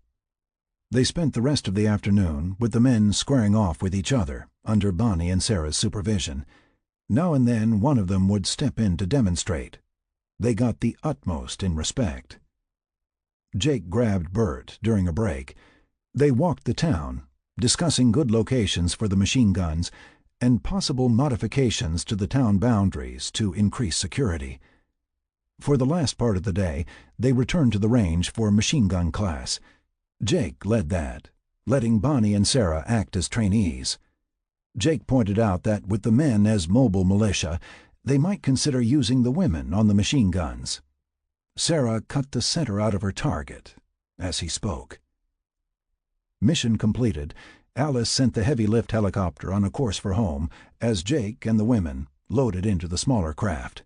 Bert and a few others accompanied them, offering thanks and assurances that they would get the word out about the free trade zone they now enforced. Jake promised ammo replenishment and medical supplies as needed. As they lifted off, Linda chimed in, "Jake, Sandy and I found something you might want to see." They transferred the feed to his helmet, and it was an image of a small 2-story building, an attack in process by an armed group. In the background, the surrounding evergreens and smaller single-story buildings made it appear to be a little mountain town. The exchange of gunfire looked to involve 2 groups, one holed up inside the building, while another group of 12 to 15 men were assaulting from several positions in the front. It was hard to tell how many were inside, but there appeared to be several shooters inside returning fire. "Where is this?" Jake asked. "It's less than 100 miles northeast of your current position, in the mountains." As he watched, a woman with 2 children in hand ran for the back of the building, scrambling from a smaller structure. Right behind her were several men on their heels, apparently chasing after them. Gunfire from the building caused them to retreat, while the woman and children made it safely inside. Jake swore he could see one of the children, trailing blood. "Crap. You guys aren't trained for urban combat yet," he said, to no one in particular. "Okay, Alice, drop us here," he indicated, staring at a point on the edge of the conflict, "and watch our backs." Noting the video feed was going to everyone, he continued, "Sarah, you and Bonnie are with me. Becky, you and Kathy stay on the bird and get out the med kits. I'm afraid it's time to see what you've learned." He continued to watch in his display as they approached. His hope was the helicopter's arrival would scare them off, and he wouldn't have to engage. Urban warfare just sucked. The combat suits helped, but he didn't want to bet anyone's life on them. Jake checked both Sarah and Bonnie as they headed into the valley that held the town, ensuring they both had rifles and ammo, then grabbed a rifle for himself. All locked and loaded, they were ready to go. As the helicopter flared and dropped, he and Bonnie jumped out one side door, with Sarah out the other. The helicopter quickly lifted again to a stationary overhead position. Jake could see Alice picked a spot that brought all her firepower to bear on the concentration of raiders at the front of the building. At this point, all shooting had ceased, with both attackers and defenders watching as Jake stepped forward. Bonnie and Sarah flanked him on either side, all three with rifles at the ready. "I'm Captain Thomas of the United States Marine Corps," Jake's voice boomed, enhanced from external speakers on the helicopter. "Everyone, stand down!" The attackers looked at each other for a moment, and then turned and opened up on the three. No more than a few rounds reached Jake's position before Alice returned fire from the helicopter, laying waste to the group in front of the building. He could see the outliers of the group scrambling to get away from the withering fire. Just as quickly as it started, it finished, leaving a mass of ground meat where men stood just moments before. Both Bonnie and Sarah checked in, to Jake's relief, their calm a credit to them both. Checking for more bad guys as they walked, the three moved to the front of the building, with Alice repositioning the helicopter to maintain a covering position. Jake asked, "Alice, what's the status of the attackers?" "They are in full retreat. I count 7 or 8, making a hasty exit south of your position." "Hello inside," Jake hailed, facing the building. "Do you require assistance?" No one moved for the longest time, and then a woman's voice replied from inside. "Yes, my son is wounded." Jake turned and pointed to an open spot for Alice to set the helicopter down, then shouldered his rifle, privately telling the women to do the same. Once the helicopter settled, both Becky and Kathy came up behind him.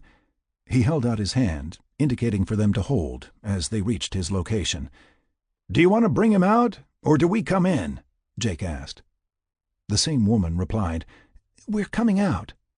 In short order, a man carrying a boy of about 10 came out with a woman, most likely the mother, Jake assumed, trailing behind. They looked to be the ones he had seen earlier running for the back of the building. Jake motioned Becky and Kathy forward, while he and the others held their position. Scanning the building, Jake could see faces peering out several windows of both floors of the building. He was sure there were more than just eyes pointed in their direction. The man set the boy in the grass and stepped back as Becky rolled out her kit and exposed the wound, while Kathy attached sensors to the boy's body. Alice chimed in his helmet, "He has internal bleeding. We need to get him back here quickly, or he'll die." Jake messaged Becky to relay that to the mother. "Tell her she can come too, but Alice says now." Fear clearly displayed on her face, the mom nodded okay. Jake stepped forward to pick up the boy and motioned them to follow to the helicopter while saying, "We need to get him loaded now." Once at the helicopter, he gently placed the boy inside and handed the man one of the communication boxes. "Just speak into it and you can talk to her," he finished, as he loaded the mom into the back of the helicopter with her son. The rest of the team scrambled into the helicopter, Jake and Bonnie up front to make room in the back for Becky and Kathy to move around. They moved the boy to the center and strapped his mom in a seat nearby. As they lifted off, Jake could see more people coming out of the building to watch them go. He could see the man talking in the communication box and could hear the conversation with the woman in back. They made it back in less than an hour, and Jake asked Alice to blank the back windows so the woman couldn't see out as they approached. Once they landed inside the hangar, the doors rolled back, spilling out Becky and Kathy. Something like a robotic gurney rolled up as Jake scooped up the boy and gently laid him on it. Becky was holding the IV they had started on the way in as Jake made the transfer and hung the bag while Kathy started leading the thing to the facility doors. Linda and Sandy were standing by the doorway as the group hurriedly followed the gurney, with Bonnie escorting the mom. Everyone popped their helmets off on the way in and dropped them by the doorway. One of the many bots collected them to clean them and returned to the locker room. They headed to a part of the facility Jake had never seen before. They turned a corner and then through double doors into an ER operating room. Jake stepped back and watched as Becky and Kathy hooked up equipment and attached sensors. They set up what looked like an IV of plasma. At one point, Becky injected the boy with something Alice provided. Jake was impressed that the two young women, who a little over a month before were simple farmhands, handled this so calmly and professionally. Kathy pointed to an adjoining room and said, "You can all wait in there. This is going to be a while," then went back to work. Sarah herded everyone out, including the mom, and all went next door, where they could watch through the window. A surgical bot rolled in with various arms extended, instruments on each one, as the two women prepared for surgery. Jake turned and asked the mom if she needed anything to eat or drink. "No, thank you," was all he got, her eyes never leaving the scene before her. The two women and bots were busy for over an hour, methodically working together as one unit. Jake had seen field hospital work before, and had to admit to his untrained eye, they looked as good as he'd ever seen. Becky turned at one point and said, "We've got the bleeding stopped and removed the bullet. Just checking now that we didn't miss anything," and then gave a thumbs up and an obvious smile behind her surgical mask. The woman turned to Jake with a confused look on her face. He said, with a smile, "I think that means he's going to be okay." She returned the smile, and then collapsed, Jake catching her before she hit the floor. They put the mom and boy in the same recovery room in the infirmary. The girls checked her out and discovered she was malnourished and anemic. They sedated her and put her on an IV as well. Becky and Kathy both offered to do shifts to ensure neither patient woke unattended. Alice insisted she could safely ensure their current state until morning, and sent them all off to bed. At this point, with everyone cared for, Jake hit the shower. All cleaned up, he was debating skipping dinner and going straight to bed, when his door chirped. "Open," he stated.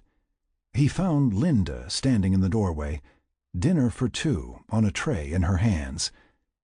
"I still get my turn, right?" Chapter 7. The next morning, Jake headed straight to the infirmary, bypassing breakfast and leaving Linda still fast asleep after a quick kiss. She barely acknowledged him and then rolled over to continue sleeping. He found both Becky and Kathy there ahead of him, attending to their patients. Both patients were awake and seemed surprisingly calm. Jake suspected Alice was still supplying a gentle sedation to keep them relaxed.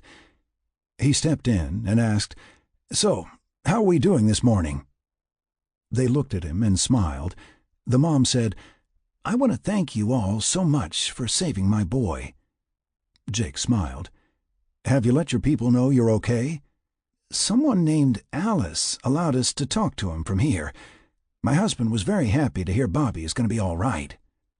"So you're Bobby," Jake said to the boy, and received a smile and nod in return. Turning to the woman, he said, "Speaking of names, what's yours?" "Mary." "Well, Mary, once the doctors say Bobby can travel, we'll get you both back to your family and friends." She looked from Jake to Becky and Kathy, both hovering over Bobby, and whispered, "Those girls are doctors?" "The best around," Jake replied. Well, they certainly saved my baby," she said, with a smile. With that, Jake turned and stepped out of the room, Becky sliding out behind him after excusing herself. Once the door closed, she said, "Jake, we didn't save that boy. Alice did, with that surgical attendant." "No," Jake responded. "Alice performed the surgery.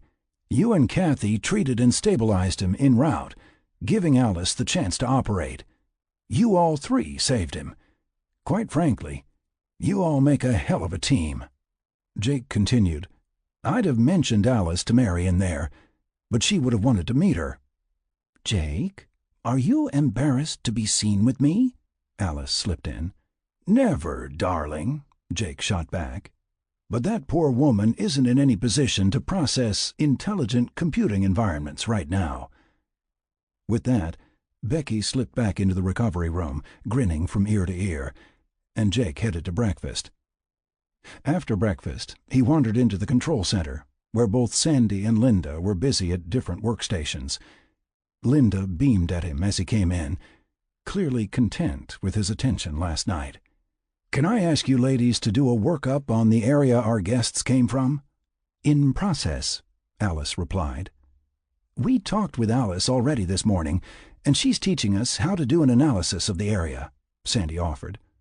"Wonderful," Jake said, and left them to their tasks, while he went to find Sarah. With a query to Alice, he found both Sarah and Bonnie in the hangar equipment room, going over their gear from yesterday's outing. Even though the bots could have done the task, Jake insisted that they maintain some of their own gear. It helped create a familiarity that could save their life. Sarah saw him coming and, grinning, greeted him with, "So, how's Linda this morning?" "Apparently still deluded into thinking I'm a good guy," he replied. "She just doesn't know you like we do," Bonnie slipped in, with a smile of her own. "I'm having a workup done on the area where we picked up our patients. I'm trying to decide if it's close enough to be in the area of operations for Prosperity, or if we try to expand now into a second location."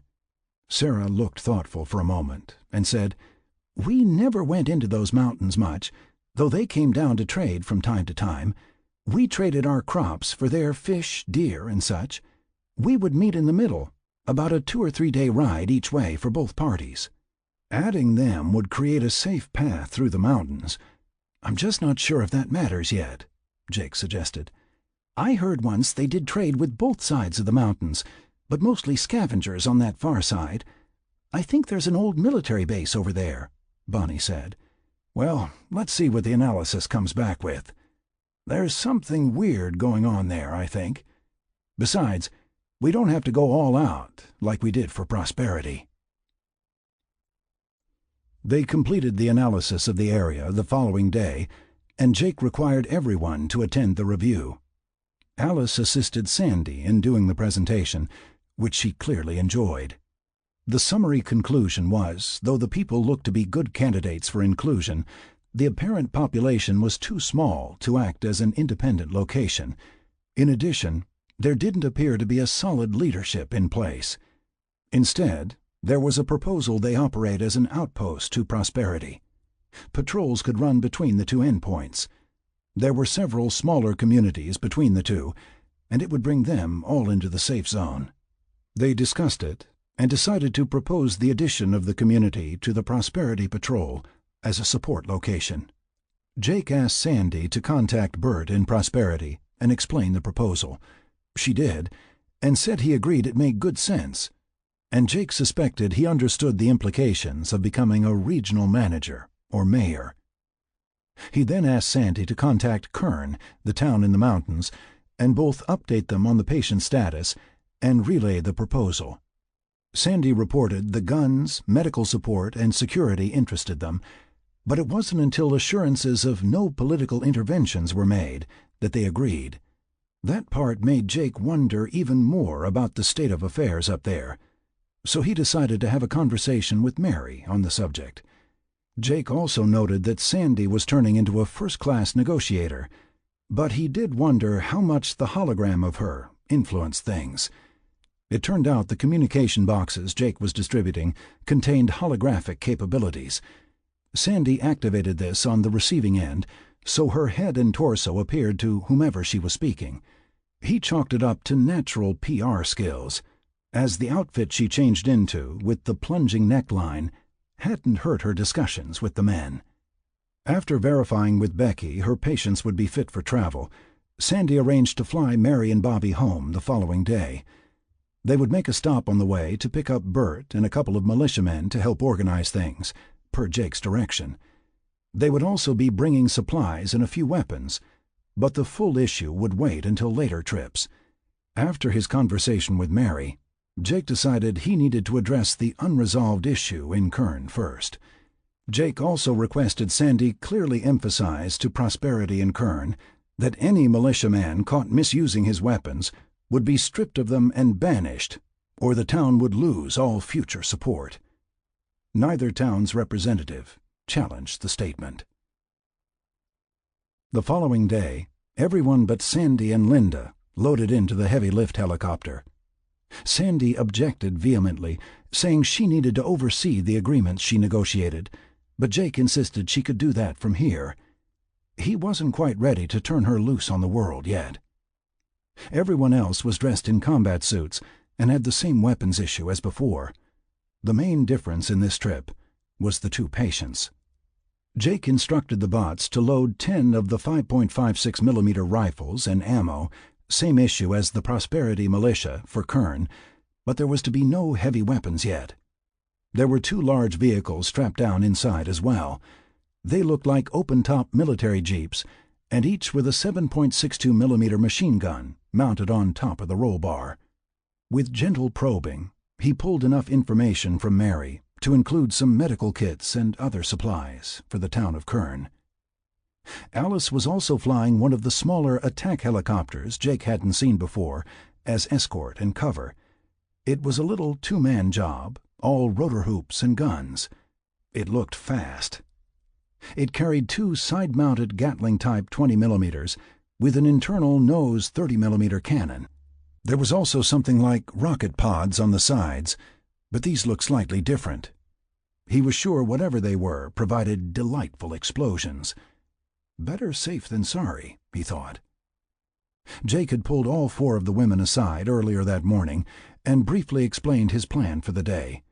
He assigned each duty for when they arrived in Kern and requested Alice upload images to their helmet heads-up displays. Once in the air, everyone found a seat. The windows again blacked out for the first part of the trip. Jake didn't want to take any chances Mary might recognize their location. With a quick stop to pick up the Prosperity group, they landed in an open area in the middle of Kern at about 11 a.m. The smaller escort bird settled farther away from the others. From the looks of things, the entire region turned out, maybe 90 to 100 people, men, women, and children. Alice dropped the rear-loading gate, and everyone stepped out of the helicopter, with Jake in the lead. Becky and Kathy cleared the loading ramp, with Bobby behind them on a stretcher, carried by 2 of the Prosperity Militia. Several men from the crowd came forward, and passing Jake, stepped in to take the stretcher. A huge man stepped forward, with hand outstretched, and greeted Jake. "Hi, I'm Big Bob. I run things here." As he reached for the offered hand, Jake noted Big Bob displayed one of those cheesy, fake used-car salesman grins spread across his face. There were 3 men behind him with the look of toadies. Everyone else kept clear of the 4, standing well back from the group. "Captain Thomas," Jake replied, releasing the hand with a quick shake. Jake could see Bob looking past him, clearly interested in the helicopter. As Mary and Bobby passed the 2 men, Bob gave them no notice. "I'm told you have some goodies for us," Bob offered, looking back to Jake. "That we do," Jake replied. "However, we have some basic training to complete first, same as Bert's men received," he answered, indicating Bert and the militiamen they'd picked up in Prosperity, standing to one side, watching quietly. "What kind of training?" Bob asked, warily. "We already know how to shoot and fight." "Oh, nothing to worry about. Just some basic hand-to-hand and weapons familiarization. With what you know, it should go fast. Have you picked your militia volunteers?" "Yup. We figured to speed things up, you could train us 4," Bob indicated himself and the 3 toadies, "and we'd teach the others." Jake considered Bob for a minute, then replied, "Okay, sounds good. In fact, to speed things up, I'm going to teach you myself." That put a grin on Bob's face. Jake was positive Bob's impression of having him personally instruct was a compliment. Jake motioned Bob and the others to follow as he led the assembled crowd to an open, grassy area nearby. Once he cleared everyone back, he pointed for Bob to stand facing him, and then addressed the other 3 students. "Okay, you all pay attention. I'll have you spar with the others once I demonstrate with Big Bob here." Bonnie, Sarah, and Kathy moved over next to the 3 underlings and stood nearby. Everyone else in town was in a larger circle surrounding the group. Jake next motioned for Becky to come to him. He then did something that shocked all 4 women. Jake reached up and removed his helmet, handing it to Becky, and then directing her back to her previous spot. "So you can all see and hear me better, I'm removing my helmet. Also, wouldn't want Bob to think I was afraid of him," he said, with a laugh. "Okay, Bob," Jake said. "Go ahead and attack me. Let's see what you know. Then I'll show you how to block." Bob stepped forward in a brawler's stance and swung at Jake's exposed head. Jake deflected the blow easily and slapped Bob on the face, snapping his head to one side. Bob stepped back, shaking his head, confused at what just happened. "Come on, Bob. Don't worry about hurting me," Jake quipped, almost taunting Bob. Bob tried a jab roundhouse combo that returned nothing but air and a slap on the other cheek, his head snapping again, almost knocking him to the ground. Both cheeks stinging and his anger flaring, Bob sprang at Jake, hoping to catch him in a bear hug. Jake sidestepped the charge, driving his knee into Bob's stomach, then a chop to the back of his head, snapping his neck. With that blow, Bob dropped to the ground, dead. At that point, one of the toadies raised his gun as Jake's knife left his belt in one swift motion and buried hilt deep into the man's neck. He dropped his gun and, reaching for his throat with both hands, dropped to the ground, a pool of blood forming a halo around his head. In the same instant, Bonnie and Sarah raised their rifles and pointed them at the remaining 2 men. "It's my understanding that these 4 have been lording over this town," Jake said to the assembled crowd. "They've been demanding tribute, and generally taking whatever they wanted." Every head in the crowd nodded agreement. Jake walked over and took his helmet from Becky, and holding it up before the crowd, said, "With this on, there is nothing in this town that can hurt me. However, you needed to see that we don't need this. We use it so we don't have to kill needlessly." Then, pointing to Bob, he continued, "That was needed." He looked over to see Mary beaming at him. She explained to Jake earlier what a nice little town Kern had been, until Big Bob and his 3 henchmen showed up, with guns they scrounged from the military base on the back side of the mountains. Death wasn't good enough for some of the things they had done, but it was the best Jake could provide. Pointing at the other 2, stripped of their weapons, he said, "Those 2 I leave to whatever justice you have here. As we agreed, local politics is your own business." Then to the group from Prosperity, he said, "Bert, can you help these folks get organized so we can get some real training going?" They spent the rest of the day getting the 10 militiamen for Kern trained, as well as the town leadership established and organized. Jake instructed that the Prosperity militia do the training, with Sarah and Bonnie supervising, while Bert helped the town's leaders. Jake pulled the 2 jeeps out of the helicopter and explained that, with them, the trip between the 2 towns went from days to hours. Electrically powered, like the helicopters, they would run on their power cells and solar chargers for longer than any of them would live. There was to be one for each town. They were for patrolling and emergency medical evacuation to the medical facility in Prosperity.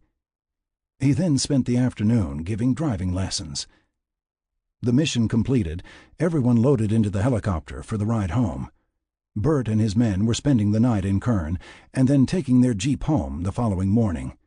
Bert declared he was looking forward to it. The trip home in the helicopter, however, was an exercise in resilience for Jake. Everyone was berating him for removing his helmet. If a computer could be livid, Alice was an example of what it was like. She lectured him that, as the last surviving member of the original command, he'd risked his life and everyone's future needlessly. Sarah and Bonnie reminded him of his constant lecturing on personal security, and Becky's contribution was headshot survival statistics. Kathy seemed content to let the others dress him down. She simply sat and watched. Once back in the hangar again, Jake was only too happy to be free of his gear and the lectures. He headed straight to his quarters, content in the knowledge that tonight was a free night. He needed the quiet. The next day, Jake hit his morning workout early, hoping to get out before the others showed up. He found Sarah already there, just starting her stretch. "Morning," she offered, pointing to a spot on the mat next to her. "Am I that predictable?" he replied. "No. I figured you'd be here eventually, but I hoped you'd start early so I could talk to you alone. I would have come by last night, but I figured you already had enough conversation on the way back from Kern," she said, with a smile. "True enough," he replied, with a smile of his own. "What's on your mind?" "Why is Alice so freaked out about you being the last survivor of the old command here? I didn't know computers could foam at the mouth." Jake laughed at that and said, "Honestly, I don't know, and she won't discuss it with me. It has something to do with her basic security programming. She can only take directions from the commanding officer, and through attrition, that's me. Although I had assumed, with the repopulation, that would pass to you all." "And what happens if it doesn't? I mean, you won't live forever," Sarah supplied. Jake had thought about that before, not arriving at a solid answer from Alice, and so decided to try again. "Alice, you there?" "Always," she replied. "Then you heard Sarah's question. With regards to my successor, how do we re-establish the chain of command here with the new additions?" "Under my current programming, that is not possible. Established by presidential order, a facilities commander is an assignment. By congressional intervention, it's possibly overridden, but there is no remaining government authority, I acknowledge. As all new additions are not officially in the government employ, technically they are considered guests, not staff." "Well, I'm in no position to attempt to reprogram you, and there is no official government anymore," Jake replied. "Alice," Sarah offered, "is there any other existing acceptable means of passing on command to ensure your future?" "Only the nuclear scenario," Alice responded. "I'm almost afraid to ask," Jake said. "What is that?" Sarah asked, curious at Jake's response. This facility was also designated a nuclear survival center. As such, there was an option placed in my command authorization programming to allow for multi-generational autocratic succession. "And that means?" Sarah inquired of Jake. "I fear it means I must have kids," Jake said nervously. "Yes, it does," Alice replied. "It was determined that for multi-generational survival, all succession would come from the children of the original staff. You are the only surviving member of the original staff." "So this is why you wouldn't discuss this before?" Jake asked. "I didn't want this information to influence the approach to restaffing. I feared you might avoid women of childbearing age to delay addressing the issue." "And this is no longer an issue because we have women of childbearing age on staff now," Jake said cautiously. "It is no longer an issue because 2 on the staff are now pregnant," Alice replied. Sarah's face went white. "No, Sarah, not you," Alice continued. "Prior to you all agreeing to the current physical relationships, I approached several of the others individually. After explaining the circumstances, they volunteered to be mothers." "Why does this make me very uncomfortable?" Jake inserted. "And why do I feel slighted?" Sarah added. Alice responded, "Sarah, as second in command, you were not a prime candidate for this option. You support Jake directly in daily in-house operations, both internally and outside the protection of the facility. Pregnancy would limit your effectiveness. Jake, as for you, your 20th century traditional values rebelled against this non-traditional approach to pair bonding. You are going to need to expand your views beyond pair bonding as a whole. All 6 of these women are bound to you. None seek nor desire outside relationships. Wait, I haven't touched Becky or Sandy, Jake exclaimed. Even so, both are loyally pledged to you. In fact, Becky has offered to be a mother already. I do not believe she is mature enough to assume that role. Jake looked to Sarah and asked, "Are they all crazy?" "Not really," she replied, looking back at Jake. "I can actually understand it. For us, life here is far better than any dreamed it could be. We all wanted children. What better reason to have kids than to save this way of life?" Sarah continued, "You are a good man, Jake, kind and caring, and we all bless the day you came to us." At that point, Sarah looked down and said, "I would be happy to bear your child, especially if it meant us keeping all this." "Oh, not you too," Jake replied, exasperated, and regretting it the moment he saw the hurt look on Sarah's face. I didn't mean it that way," he offered quickly, taking her hands. "I'm just a little overwhelmed at this point. You know, this whole thing made me uncomfortable from the start." Sarah seemed to soften at that. "It's okay," she said, with a little smile, but continued to hold Jake's hands. "So, do we get to know who? That's not a secret long kept," Jake said. "It's Kathy and Bonnie," Alice supplied. "Bonnie?" replied both Sarah and Jake at the same time. "Yes, she was quite insistent.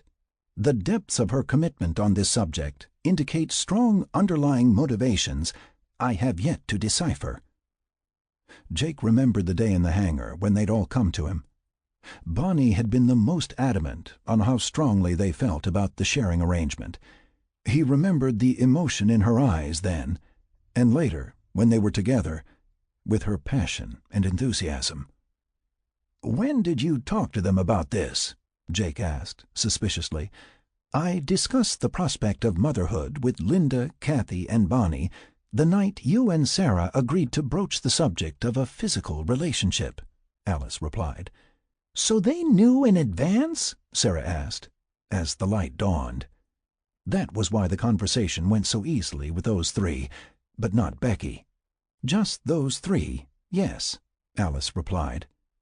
"As senior medical personnel, Becky was informed at a later date, once pregnancy was confirmed, thus her current knowledge." "Well, that takes Bonnie off combat duty," Jake finally offered up. "Who else knows about this?" Sarah asked. "At this time, only Becky and the mothers themselves, and they don't even know the other is pregnant. I believe it is appropriate to announce the current circumstances, as Jake has indicated a change in assignments is his desire." "Oh, guess it's time to let the genie out of the bottle," Jake sighed. "I think you've already done that," Sarah replied, with a giggle. They called an all-hands meeting for breakfast, and Alice repeated the conversation from the morning to everyone. Jake did his best to look invisible, sitting at the end of the big table with Sarah. Both Bonnie and Kathy hugged each other, and then beamed at Jake with the announcement of their conditions. Jake got big hugs and kisses from both. He made sure to emphasize how happy and excited he was. The other women joined in the celebration, but Jake could tell Sarah was somewhat subdued. As everyone was leaving to start their daily routines, Jake pulled Sarah to one side and asked, "So what's up? I can tell something's bugging you." "It's nothing, really," she replied, and started to turn away. "Not good enough," Jake responded, taking her arm so she couldn't leave. Sarah sat down and said, "Okay, it's just I've always felt we have something special between us. Now, with all this, I feel a little less special." Jake took her chin in his hand and tilted her head up to look into his eyes.